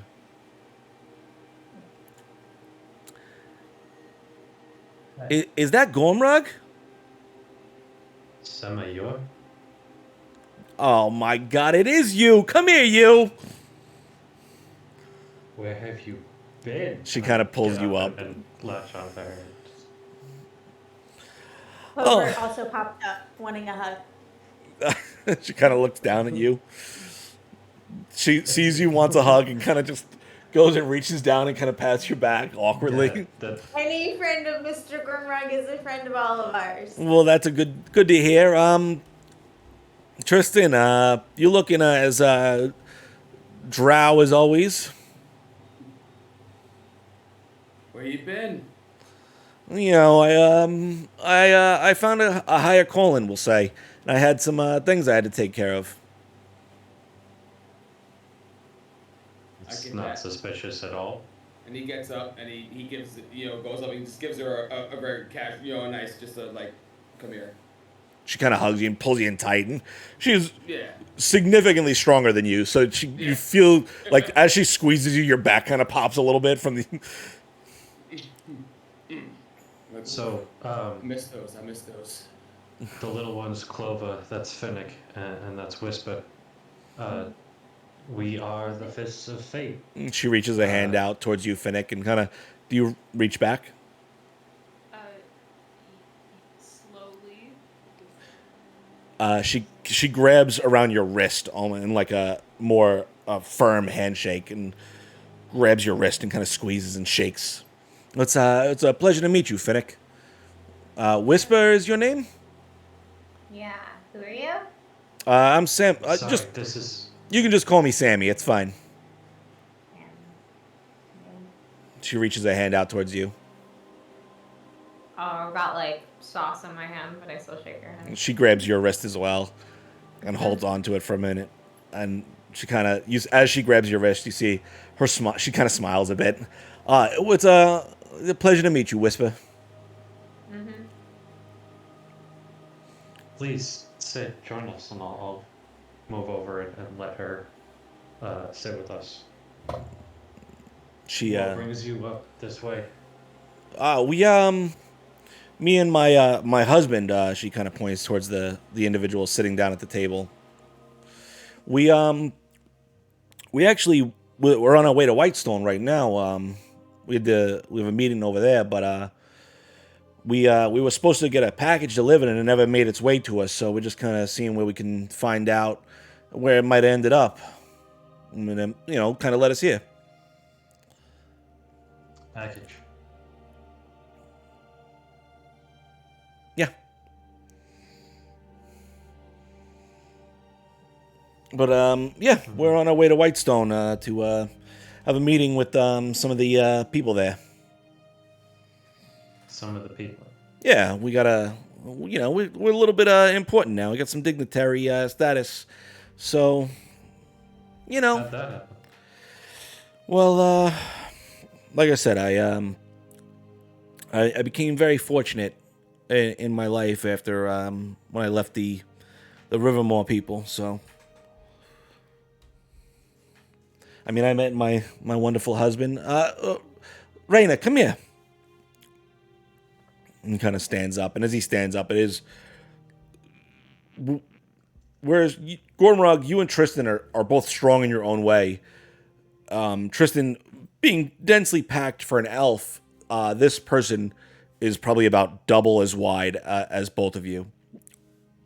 And he wears this heavy metal steel plates across the top of his chest with this large collar that comes out, and you see it across it. What languages do you speak, Gormrog? Orc, Goblin, Common, and something else. Okay. Primordial. Okay. So, Gormrog, you recognize the language written across the armor of both her and Raynor to be primordial. And Also read primordial. okay, so Finnick, you would recognize it as well. They both begin. Raynor begins to make his way over towards you all, grabbing a chair and kind of pulling it up next to his wife. He wears this large steel plate across his chest that with this large collar that comes up, runes almost glowing across the entirety of it. This white shirt that comes down into this long green battle dress around his waist, with this red splash with a large primordial symbol in the center, which Gormrog and Finnick you would recognize as like the primordial symbol for fire. His hair is kind of peppered in gray and slicked back, and it almost seems to flow slightly as if being pushed by heat around his head. Across one of his eyes, he wears this eye patch, but in the skin around it, you see these veins almost pushing out from the socket that glow with as if there's like a fire underneath. As he pulls his chair up, he looks towards all of you. It's a pleasure to meet all of you. Any friend of Sammy's is a friend of mine. Gormrog, I think your name was. Yeah, Gomrog. Well, it's a pleasure. Sammy, you married a wall. You know me. Bigger is always better. You know what they say. You'll see her chuckle a little bit at your expression.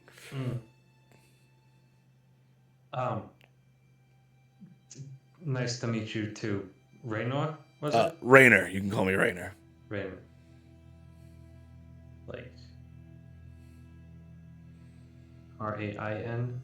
Rayner. This is why I ask Joe, because your spellings always trip me up. So, what sort of package were you expecting? Oh, this, we're actually expecting, like, this piece of, a blade, and we, kind of tracked the owner, or at least whoever picked it up to here.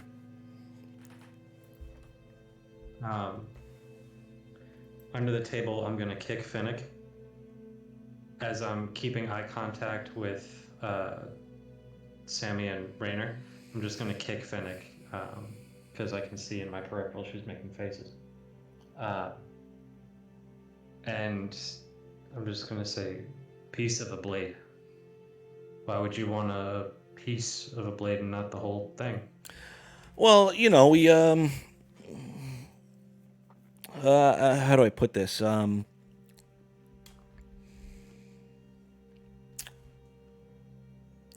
have been asked to find these pieces and kind of bring them all together. So we had paid a significant amount of money to have this brought up from, wherever, I forget exactly where it was coming from, but someone seemed to have intercepted the package, and now we're here to find it. I wish you luck on that. As she says that, her hand kind of reaches out and lands on Whisper's wrist. Excuse me? How close is Tristan to Whisper? And does he see it? She's not being subtle about it. She kind of on the table lands it across, puts it on her wrist. Okay.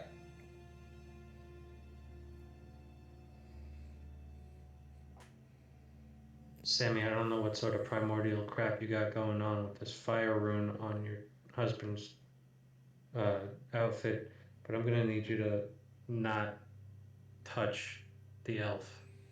Well, I mean, so Whisper's your name, right? That club is made of wood, and take your hand off her. I'm still eating my food, but yeah. She pulls her hand back and then folds them across her in front of herself. She turns her attention towards you, Whisper. So, how much do you know about the thing you're carrying?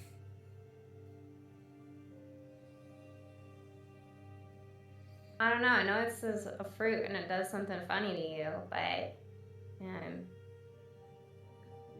Quell wasn't able to tell us what it does. A fruit? I think is this. Yeah, the Feywild fruit. We all got a couple of them.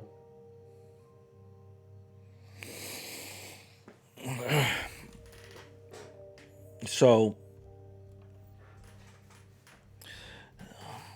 how much would it cost for me to buy it off you right now, Whisper?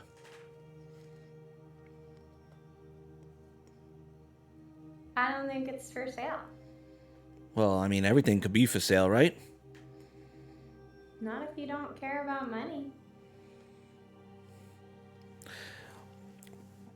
Okay, so as you say that, let me change the music here a little bit here. Let me change a little bit of music here. This is why we didn't level up yet. We got to fight again? Yup. Please no. As what happened? There it is. Okay. As you say that, Whisper, Raynor kind of brings his hands up onto the table, holds the palms out towards all of you. So, we're not looking to have a conflict with you. We understand you may have come across this inadvertently.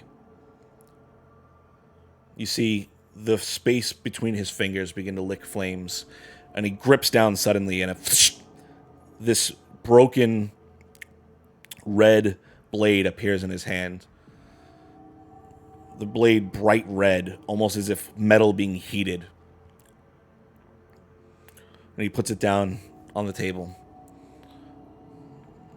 And he reaches down into his pouch at the side and pulls out a piece of black iron and lays it down on the table. The metal looking very similar to the metal that is a part of the blade you wield now, Whisper.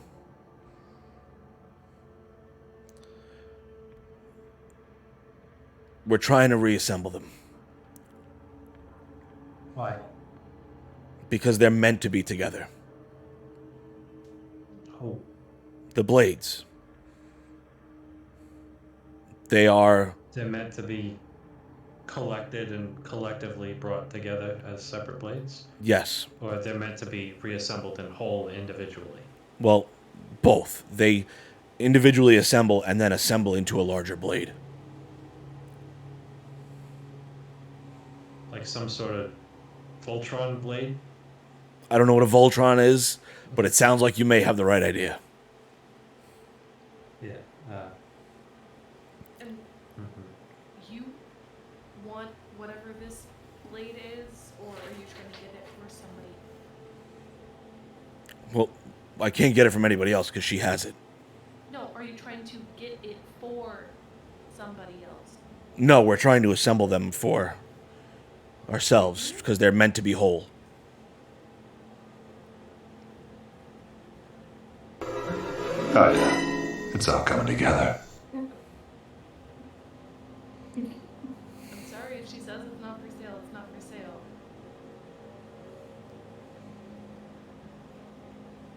As you say that, Clover, you notice one of the weapons that had been at the area that they had been sitting was this large gray blade.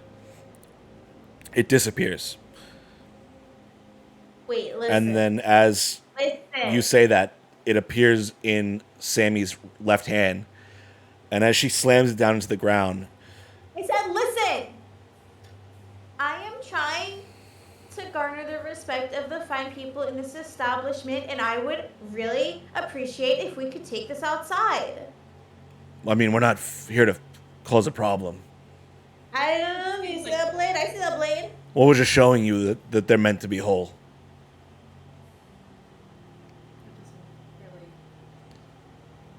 This kind of looks like a show of force that you're trying to intimidate us into giving you what you want, whether we want it or not.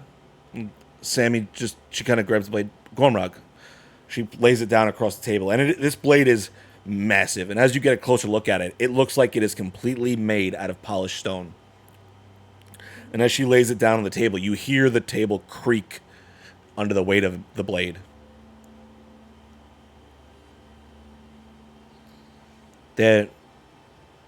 Each of them is a part of the primordial soul.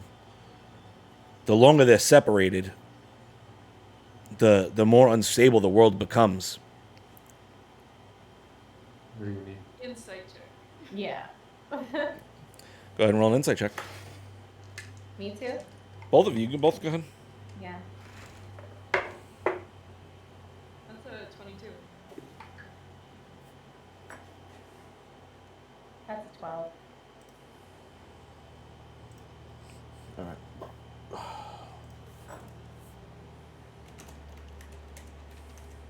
Oh, he's typing.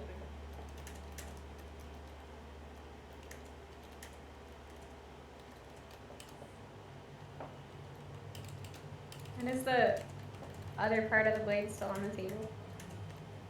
Yes. And while this tension is going on, Tristan's sitting and he's constantly looking in the eyes of all the group members and Gormrog in a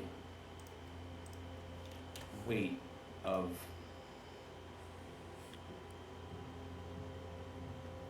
something. Everyone sees Tristan's getting tense.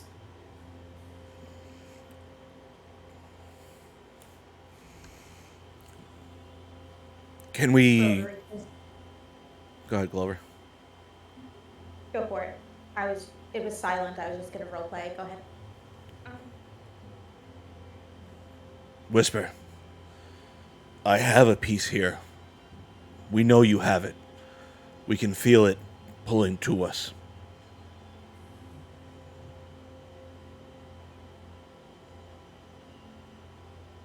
You say pull? What happens when they're together? Well, they need to be reforged together. I guess I do have a question. Why do you want these blades? What are you going to use it for? We're going to reunite them with the way they're supposed to be. Well, yes, but then what are you going to do with the whole afterward? That's my question. we're going to reunite them where they're supposed to be. And What that if I is, don't- you're not answering my questions. What are you gonna do? Sammy, I don't understand. Like, it's a pretty reasonable question. You want something from us. We want to know why you want it. We're not really going to budge as things stand now. So if you want us to change our perspective, we need new information. All right. So let me ask you this. Has the world treated you all fair up to this point? Does this feel like the way things are supposed to be? Yeah. All right. And it feels like the way things are. Yeah, I they're the don't way think things are. everything's in the way things are supposed to be. I don't think there's supposed to be anything. Well, there's got to be something better than this, right?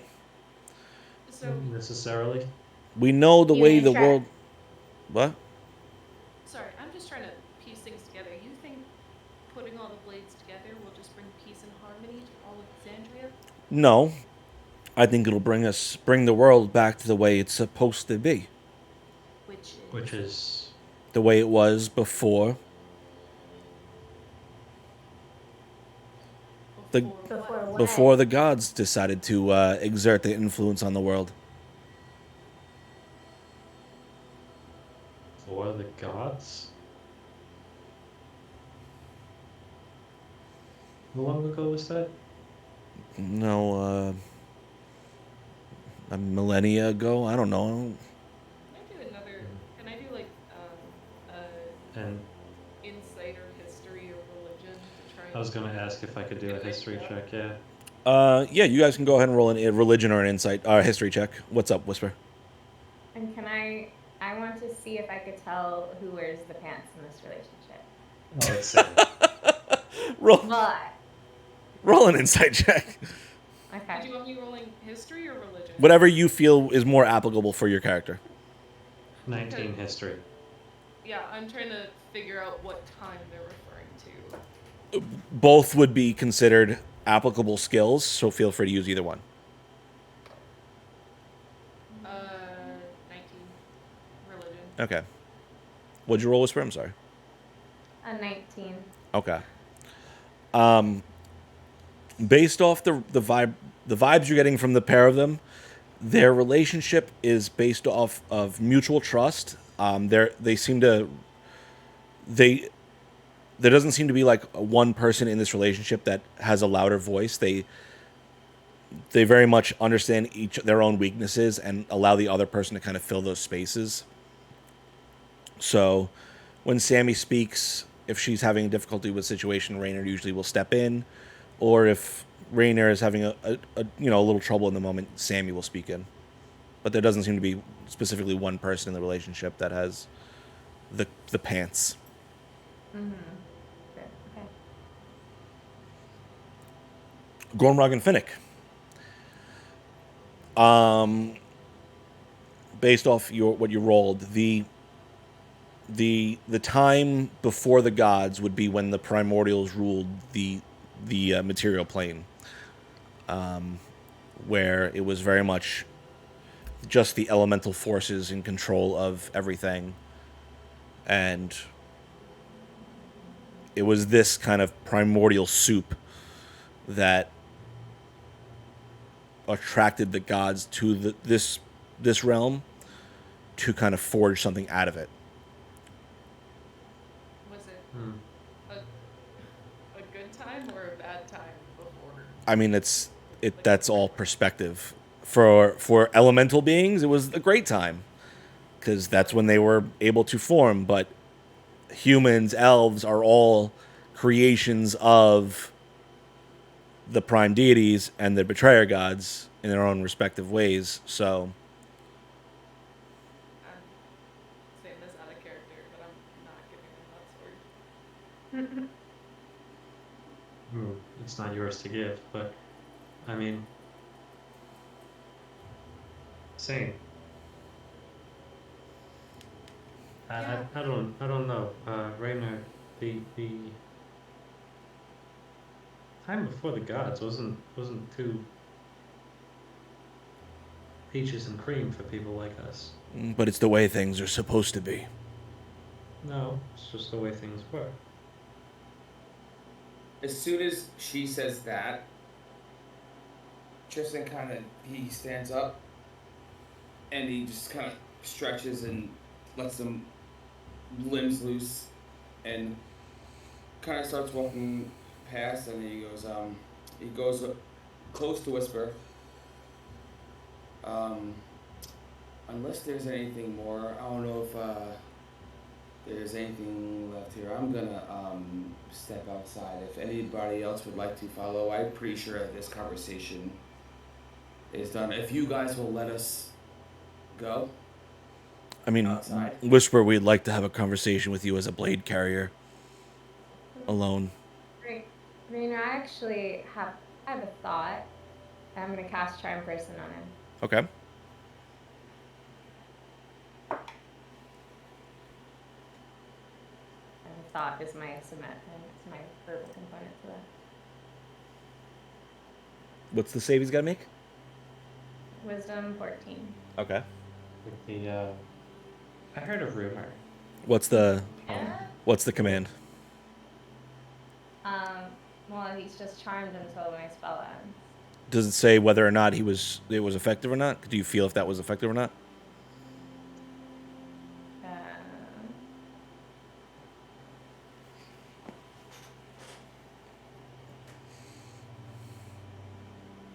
It doesn't. Okay. So go ahead and now that you've cast the spell, what would you like to do? Can I realize if it's effective or not? You don't feel a connection there. Uh-huh. Can I see the blade? He bladed out on the table in front of you. Can I touch? Can I grab it? You are a blade carrier, Whisper. You have been chosen, whether you know it or not. So I want to reach and see if they'll let me. They make no motion to stop you from grabbing it. Do I feel anything when I pick it up? It's cold, but it doesn't feel unnaturally cold in your grip. It kind of just feels the way the rest of the blade feels in your hand.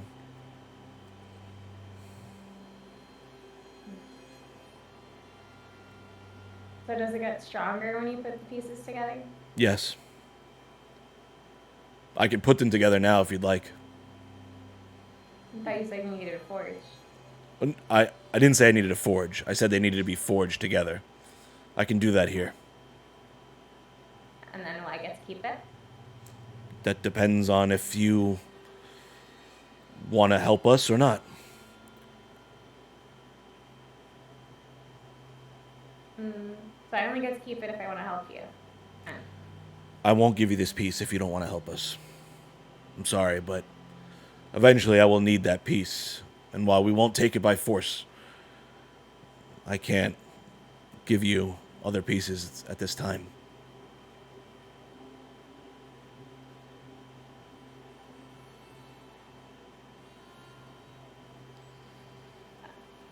I have a question. Where is everyone at the table right now? I'd be right next to Sammy. I'm standing right behind you. Mm-hmm. Next to Clover, wherever she's sitting. Yeah, I guess Finnick and I are sitting across from you two. By you two, I mean you and Gormrug, and then Sam, and then Tristan behind you. Okay.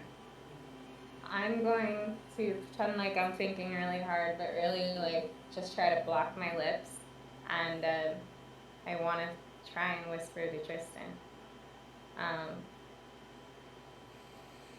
Because I still have the other bladed piece in my hand, just like I want to say, I want to take this and run.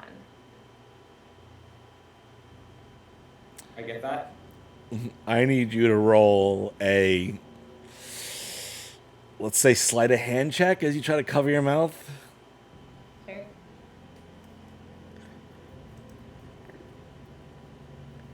The 13.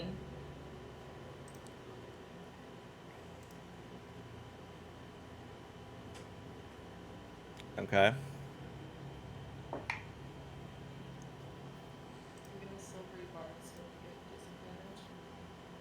You don't know what I'm doing. Yeah, I would say you wouldn't notice it. Um,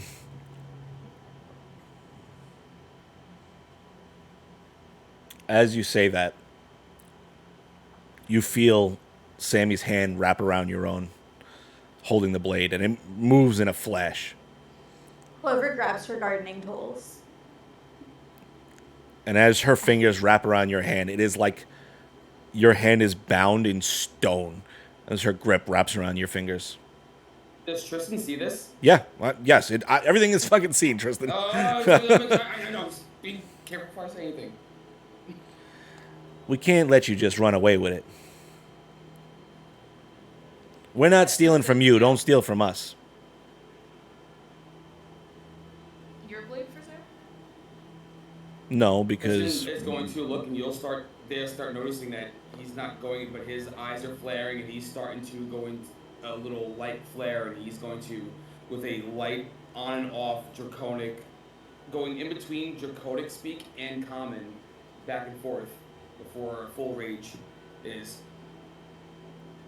you better let go. as you say that, Tristan, you see Raynor pull up the eye patch off his eye, and you see this glowing red jewel embedded in there. And as you make that threat, you see it glow slightly. Let's not blow things out of proportion here.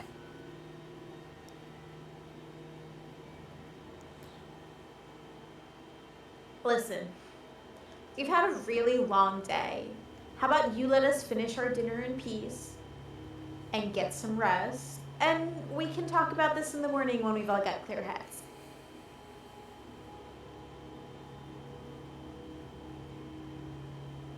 You see Raynor reach his hand out towards you, Whisper, looking for the blade. Oh, fuck me. Well, no, asking for the blade that she is still holding. Oh. Well, he took part of the blade that they had. I remember. Yeah, I remember now. Yeah. Yeah. So Yeah. Does the other one let go of my arm? She releases just enough that you could let it go. If you don't let it go, she's gonna keep holding your hand. I snap back with my teeth bared and sharp, a little sharp. But I drop their blade and say, "Don't touch me." As you drop it, her hand lets go as Raynor grabs the blade and places it back into the pouch beside him. In a flash of fire, the blade that his red blade disappears, and Sammy grabs hers and kind of sheathes it behind her back.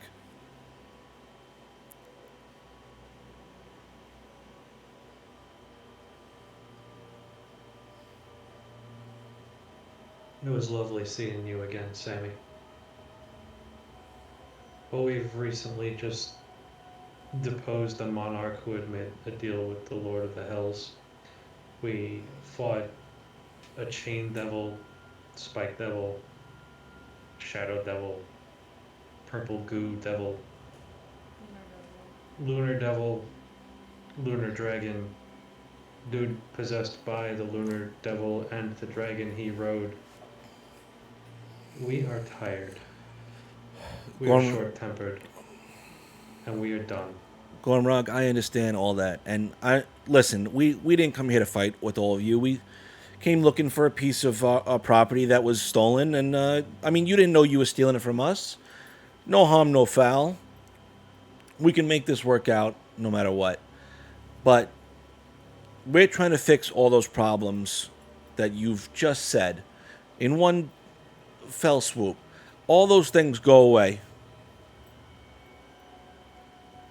Trust me, Gormrog. No. Have I ever done anything that's led you astray? You left. No, I had a calling that I needed to leave. You've left too, Right. Gormrog. Don't forget. Yeah, I did. Also looking for something better.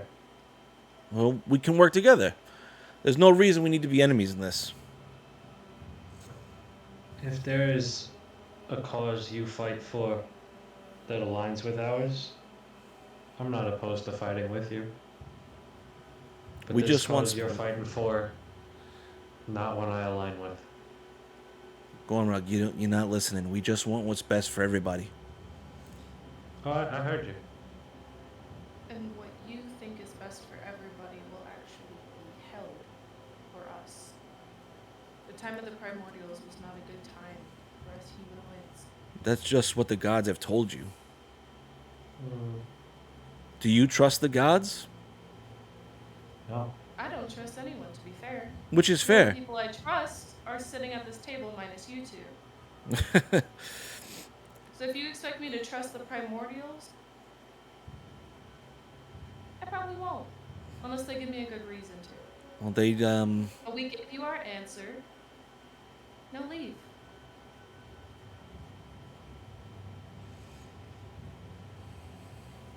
Or we can talk tomorrow, like Clover said. Where do you want to talk tomorrow? Here's fine. Or like outside of here, like the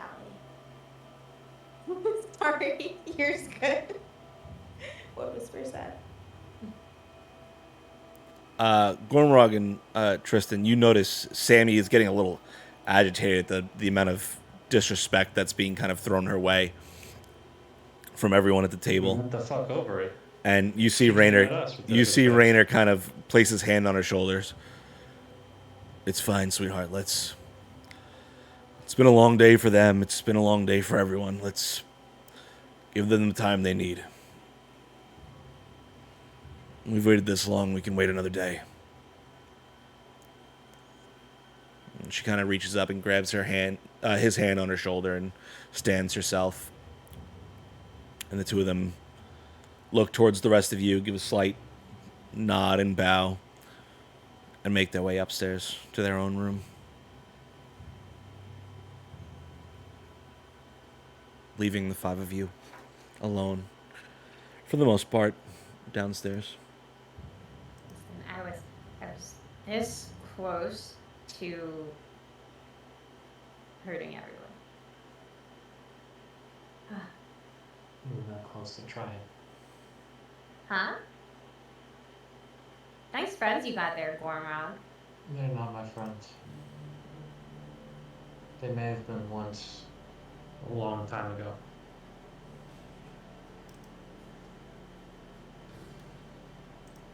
But it's been So 5, 6, 7 years. I say we bunk together. yeah, I feel like might try to come for it in the night time. Oh, we paid for all of our rooms. We can just bring all of our blankets and pillows and make one room very, very comfy. I'm down for that. Do that here.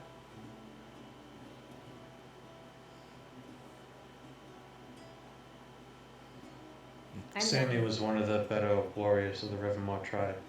If we fight her, it's gonna suck. Does she use magic? What kind It of kind of thing? looked like it. Yeah. She just picked up the sword like that, without touching it. Well, that could have I been don't like know a what that simple was. spell, like Mage Hand or something. Well, I can and do then- that. Clover's gonna cast Mage Hand and grab like the salt from the next table over and bring it over to them. See? You can dehydrate them to death with your little spell, though. They say they don't want to cause any trouble, but that seems like all they were trying to do. It seems like they have been brainwashed by whatever entity is spurring them to do this. A lot of people brainwashed around here.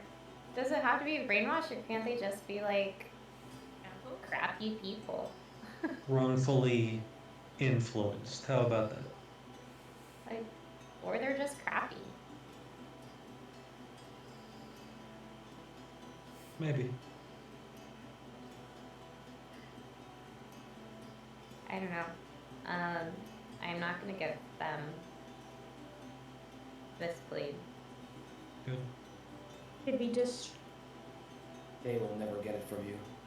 I stop and do I have message in this game? I know, I have it in another game. No. I wanted to use it earlier so badly. I don't. Okay, well, I'm just gonna hold that thought, Link. and we'll discuss that in the room later. Yeah, are we all done eating? So you finish up your meals. Wait, hold on. Wait, what? Are you... Did you just say you're done eating? I said, are we all done eating? I expected you to get like 3 more rounds and take it with I you. need this. Clover shovels the rest of her salad into her mouth. I need a. I'm done. Cheeks! Tristan's food's untouched, and whatever tea ordered before he didn't say out loud, it's untouched. Okay. I'm gonna bring that up for him. Make sure he has something to eat when he's ready. Okay. So, Yeah, we'll go. gathering all your bits and bobs of the evening together, you make your way up to a single room. Yeah. Okay. Anybody Bring have a out preference? bed rolls and shit. If any room was a little bit bigger, that's the one we'll take. Sure. Yeah. Finnick's room was slightly bigger than the rest. You all Yeah, I just slammed my journal shut on the desk. you all kind of bring all your bedrolls in and various things as Finnick cleans up her small space. But the 5 of you wind up in a single room together for the evening. What's the plan here? Clover's throwing her comforter into the tub and her pillows and everything, and then she's going to go to sleep Okay. in the tub. Clover just knocks out right away. We should pick watch order. Maybe. Good night. I can. I will be up. Wake me up for the last one. Okay. Anyone? I was gonna say I'll stay up first. Okay. So we're Sleep. just going right into rest. No one wants to discuss anything. Not discuss, but Tristan is going to wherever Whisper decides to sit or lay or go. Tristan is going to make sure he makes his presence known there. He's gonna sit or kneel wherever she lays down. If she falls asleep or relaxes and just sits there, he's not gonna say anything. He's just gonna sit and wait. We should probably talk about tomorrow before I sleep. Okay.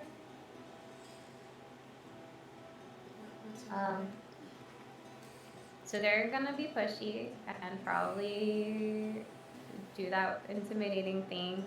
This might come to a fight. Mm-hmm. I have a few things. Clover waves her fork while in her half-assed sleep. And when Tristan's sitting next to Whisper, he's staring Gormrog, not like trying to make him look back. He's just staring at him. I have spells that might help with tomorrow's discussions. Cormac and Tristan, are you okay with that? I don't honestly these fights. For the first time in forever, you see Tristan when she says that look with a light, very concerned. Just very light, trying not to show it, but a light, concerned look. Okay with it is not really relevant. I'll be sitting with my back to the door, just sitting on the floor.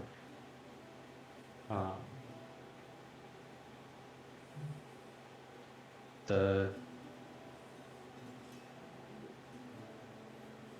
people they were are no longer the people they are. And the people in this room are people I love. It's still your people, though, right? Like, No, okay. I left that they are fighters. They are barbarians. They are warriors. They are champions of battle. That was never me. Never really had anything worth fighting for. I do now.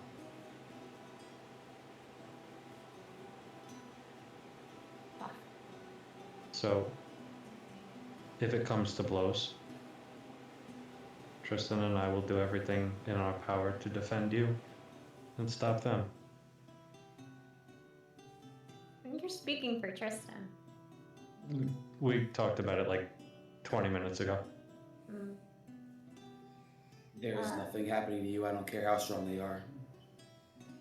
There is nothing happening. They're not getting anything that you don't want to give away Okay, to but should anyone. we Fair blade? Oh, is Should that we what this is fairly- about? You're No, not no, really there's worried more. about the fight. There are You're two more worried separate about. things. Yeah. Do you need that extra piece of the blade to? Me? No. No. Want? They're not Can you taking- even lift it if it's like that huge thing? I'm so strong. Yeah.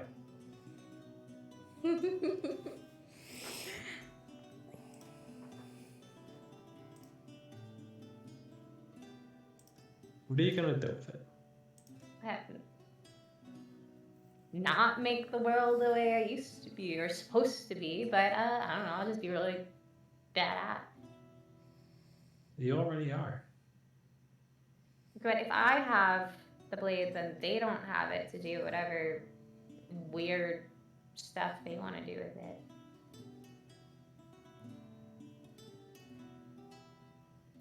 Okay, well that's not like my top priority, but if it happens or if the opportunity arises, let's do it. Finnick, what do you remember from your conversation about the blades with Pike? Obviously everything. You're what with the who?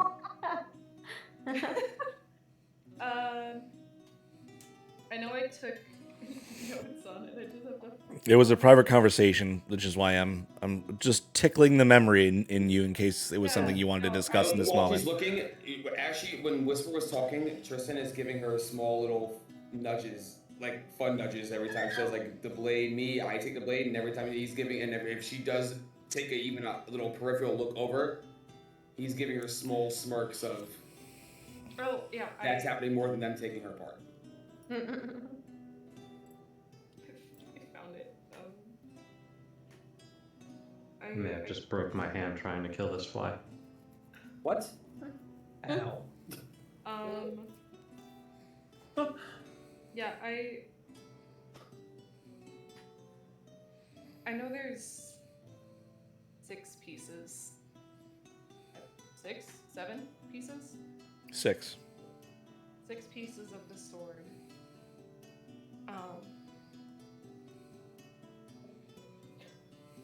And it's just two. My notes are so messy. I know it's back from the primordial fighting the gods, right? Yeah. Yeah.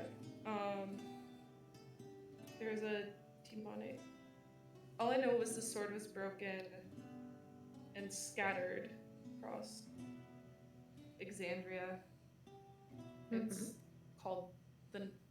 Is the Nox blade just the black part? Or Correct. Yeah. Just the one blade is the Nox blade. The other 5 have different names. Yeah. But they're each associated with an element. One of the base primordials. Yeah. Each of them Cool. is basically like a piece of a base primordial.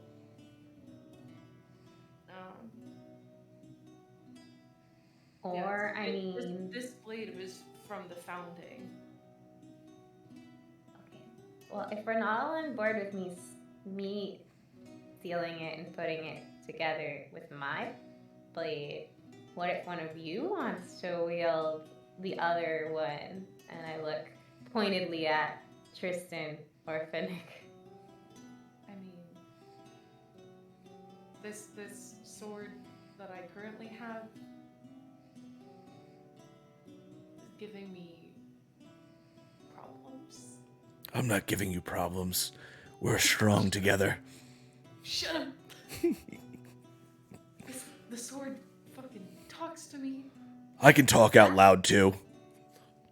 Do we all hear that? Do we Yeah. hear that? Do swords normally do that? I don't use swords. No. They don't. No, I'm gonna need you to drop that sword now. What? I'm not a bad guy. Still in the sheath. Just like, Just put it on. I'm not a bad guy. I'm just here to help. Just, can you remove that sword from your person for a minute? okay. And just lay it on the ground in front of me. I'm gonna use my foot and cause I'm not getting up. I'm just gonna reach with my foot, just kind of drag it away from me. Don't drag me against the ground. At least pick me up. And I'm just watching for a reaction of, is she gonna lunge for this sword and give it back, sort of like, what's his face in the ring, Bilbo? No, you feel no compulsion, Finnick, to reacquire the sword. Okay. And just, we got a lot going on. You do see All a of us. reaction from Tristan in that moment when the sword is taken and she doesn't have it and he brings it towards him. He does have a slight, we're talking maybe a 2 millisecond little interference and then goes back to what he's concentrating on. I think Finnick froze. Yeah, she says her cat turned off her computer. Oh. That's hilarious. So Look, she was staring at me. we'll be back.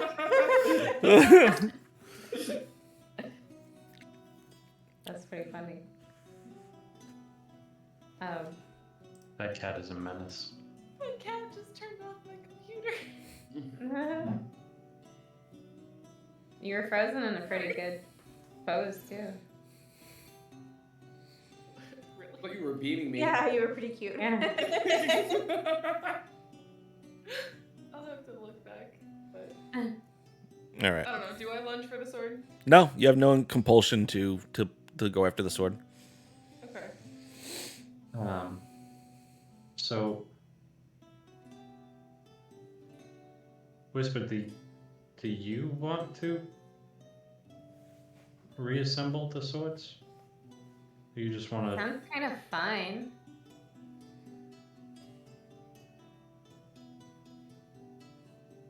Okay, how can you tell me that doesn't sound cool or awesome or fun? To reassemble the swords and bring about the primordial resurgence? Well, does it have to bring about it, or do you just use it to bring about it? And what if I don't use it to bring about it and I just have a really cool sword? Joe has something Yeah. to say. Point of order, Finnick, just because you would remember this from the conversation you had with Pike.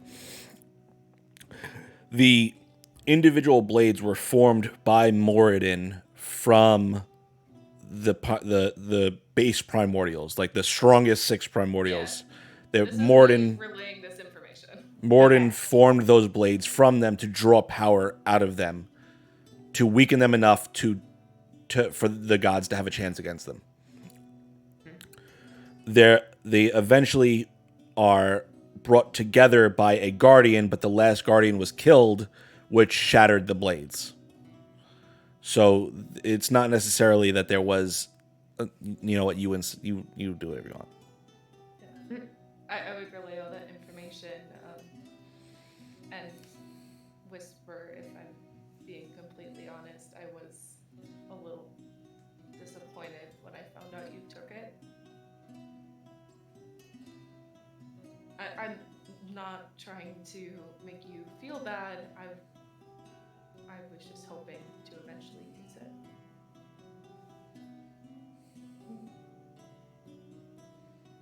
Well, maybe if we get another one, then you could have this one and I got the other one.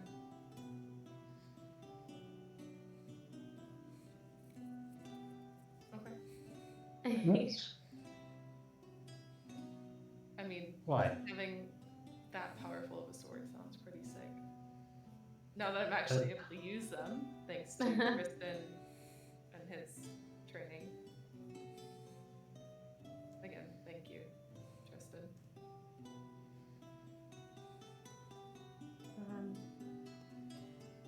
So what, you're gonna get a fire blade now?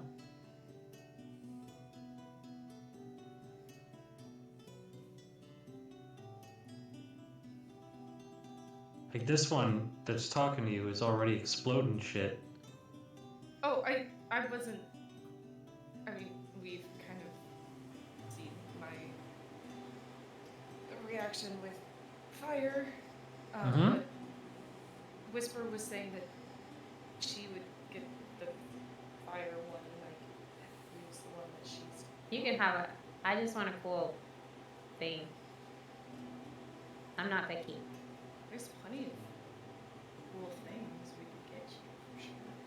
Yeah, it doesn't have to be a primordial, drained relic of power that will be used as a key to unlock the end of the world. Okay, well, I need a Depends on sleep. who's wielding it.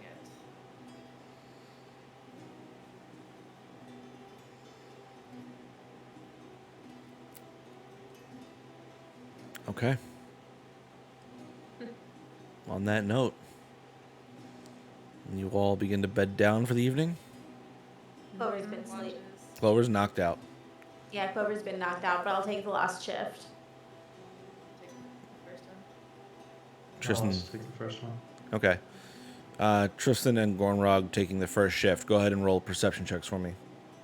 Tristan, someone, I don't care. Any two Right. people. Me.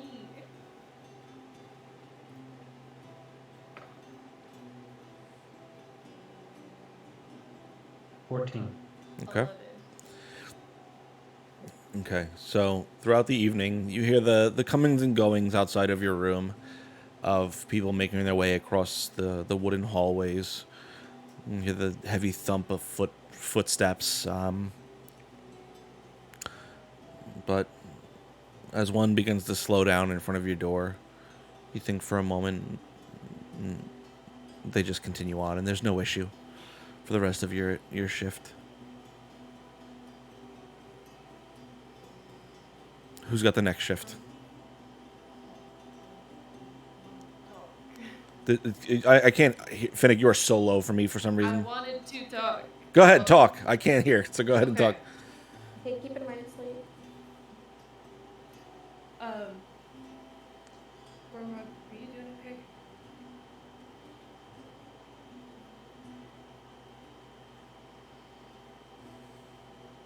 Hmm. Do you want to talk about it?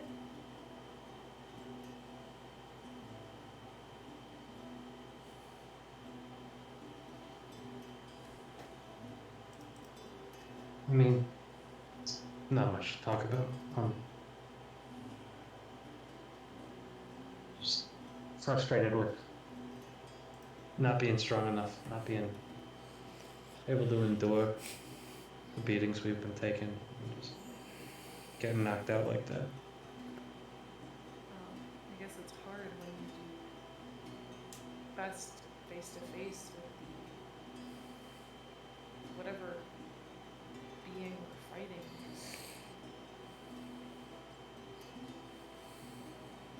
You do best in hand-to-hand combat.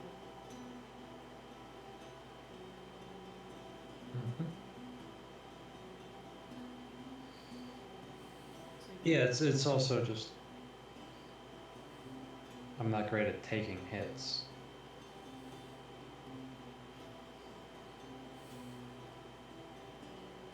Even my little trick, being a half orc, wasn't enough.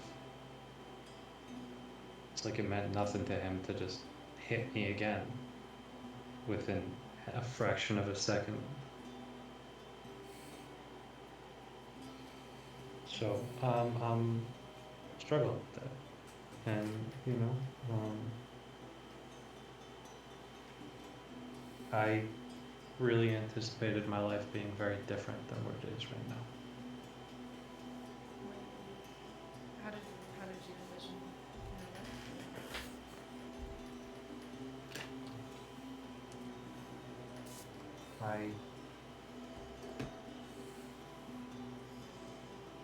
I was supposed to take a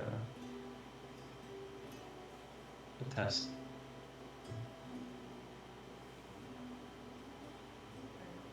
In I my, do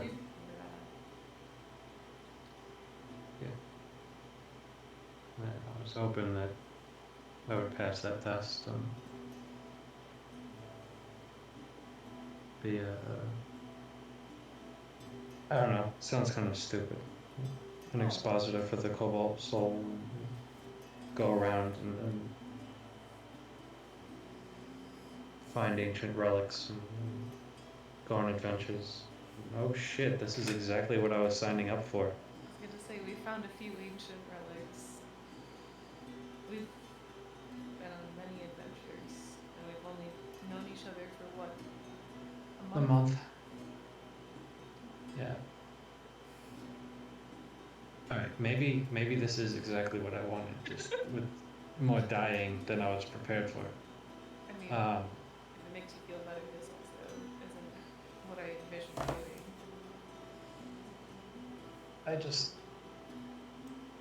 I'm not a fighter. I'm many things, but I'm not a fighter. But I think maybe I need to be. It's definitely hard not to be a fighter with what we're doing.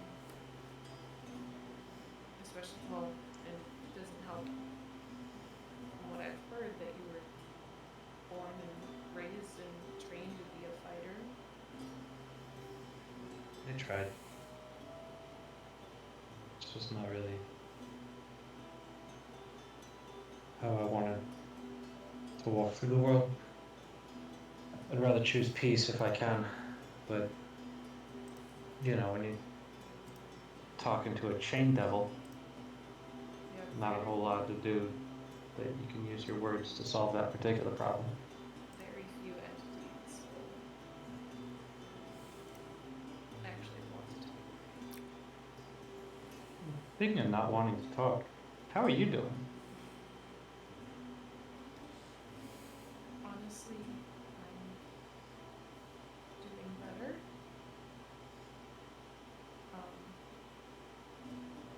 I kind of had just a moment of like clarity when I was cleaning myself up. Like, I'm not where I was before. I'm here now. Well, what I saw in the dungeon really threw me for a loop. But the fact that it was just an illusion helped. What do you mean what you saw? What illusion? When I walked down past Whisper, I was met with the image of my father. And I didn't have a good relationship with my parents. So seeing him there basically froze me with fear.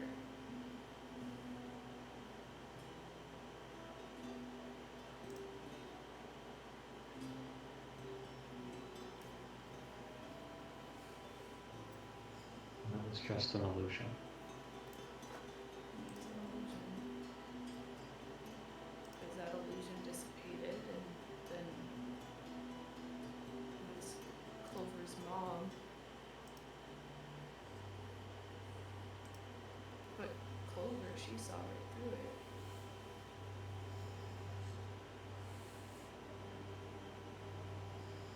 She's small, but she's fierce. She's something else. She's She already has. Yeah. I don't think she realizes it though. I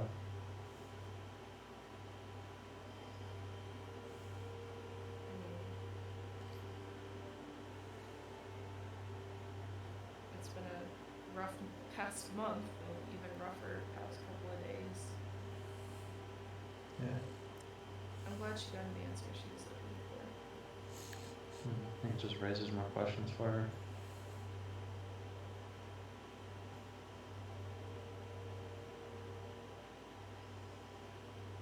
We got a name for it though. Erin Gone. Yeah. Not halfling. Something else entirely.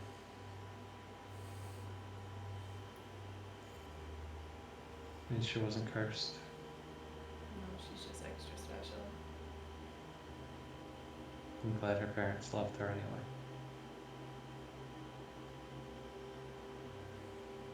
She deserves all the best things in the world.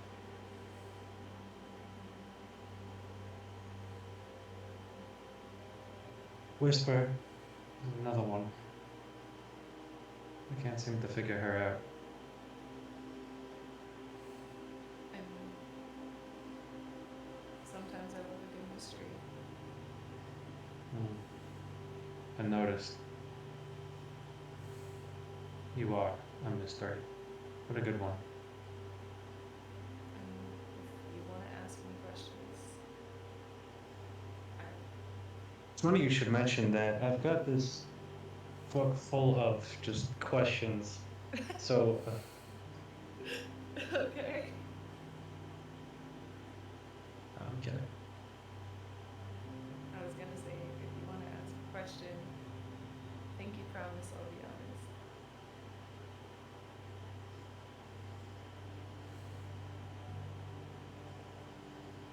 Fists of Fate.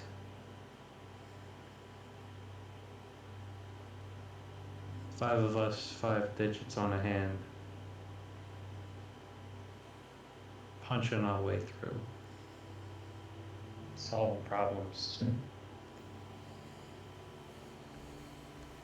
Enacting a coup, popping wars. Resurrecting dragons. And who knows, maybe fighting primordials. I hope we all can do that for a while. Yeah, me too. My question.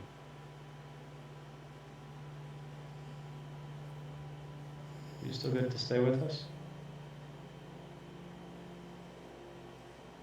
Yeah, I think so. I don't see a reason to leave. Do you have a reason to stay? You guys are my family now. I know it hasn't been that long, but you guys have made me feel more loved and cared for and appreciated than I've ever felt.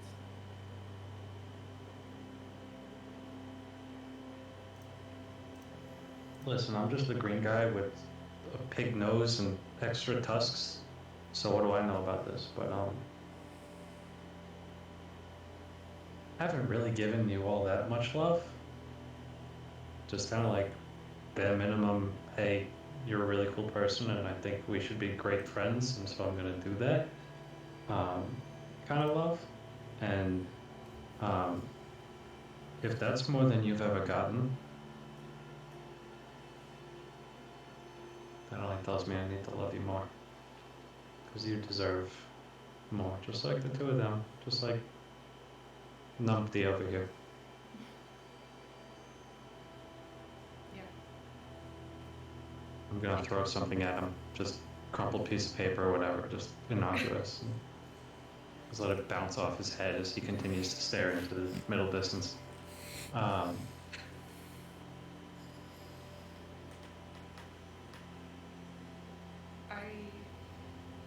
was different than everybody else in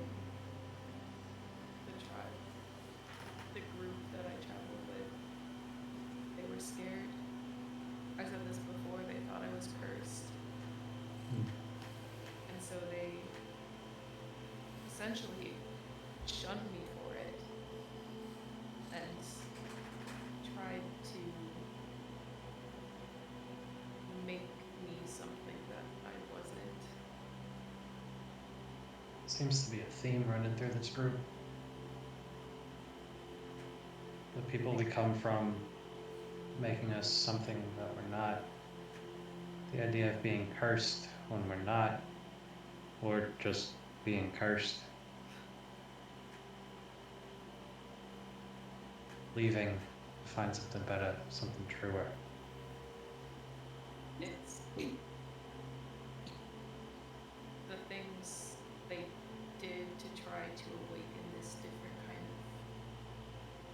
of magic in me, because I'll sort of just look at my hands and sort of trace the like golden lightning through my fingers.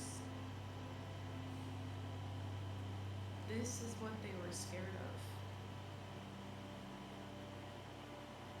Seeing what you can do with that, they had reason to be afraid. You exploded like 3 devils in one go. Head started shimmering and everything too. Shimmer? I don't know. I was losing consciousness, but last thing I saw was the light around your head just sort of.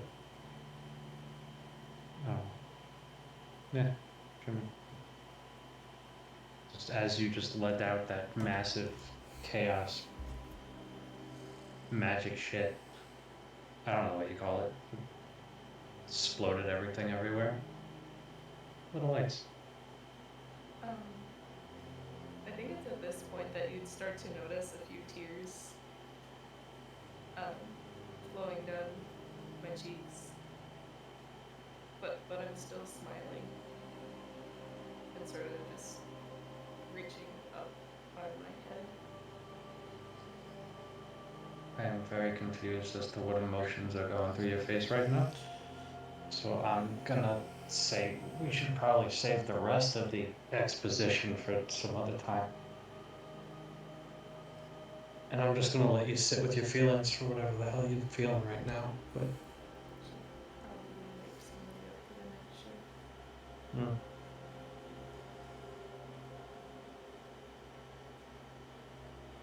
Doing all right. Just keep going. And I'm gonna wake up the next couple people. Okay. Whoever wanted second shift. All right. And as your shift comes to an end, that's where we're going to call it for the night. We'll pick up on that next shift next time.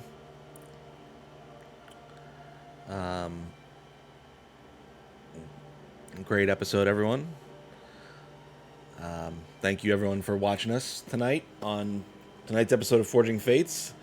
Far more roleplay heavy episode is what you've gotten the last 3 times, which I think was a good change of pace. I will say all of you can go ahead and level up at now. Hell yeah. Yeah. But that is going to be it for us tonight for Forging Fates. Catch us tomorrow for Investigation Check, where I get to interview the one, the only Ivy B from the Crit Awards. So tune in tomorrow as we get to dive into those conversations with her. This episode will be up in a week from now on YouTube. Last week's episode of Goodberry Cafe is up today. And tomorrow you'll get last week's episode of Spell Shots posted to YouTube tomorrow. And next Monday is another special episode of Investigation Check where you get to meet me, Yes. Taz, from here, Forging. Froze. Forging Fates. Forging Fates is where she's from. I'm gonna be right here. Shout out to my cousin for dropping in. Love Yes. you. Glad Thank you for everyone that came and checked us out tonight. All our followers from tonight. Keyboard Welder, Mushy Lizard, and then Ash, Darkthorn, Midnight, Biznatch, and Yoshi Panda from the last week. Thank you so much, everyone, for tuning in. If you guys got nothing, I got nothing. Don't forget I love you, geeks. Love you, geeks. Good night.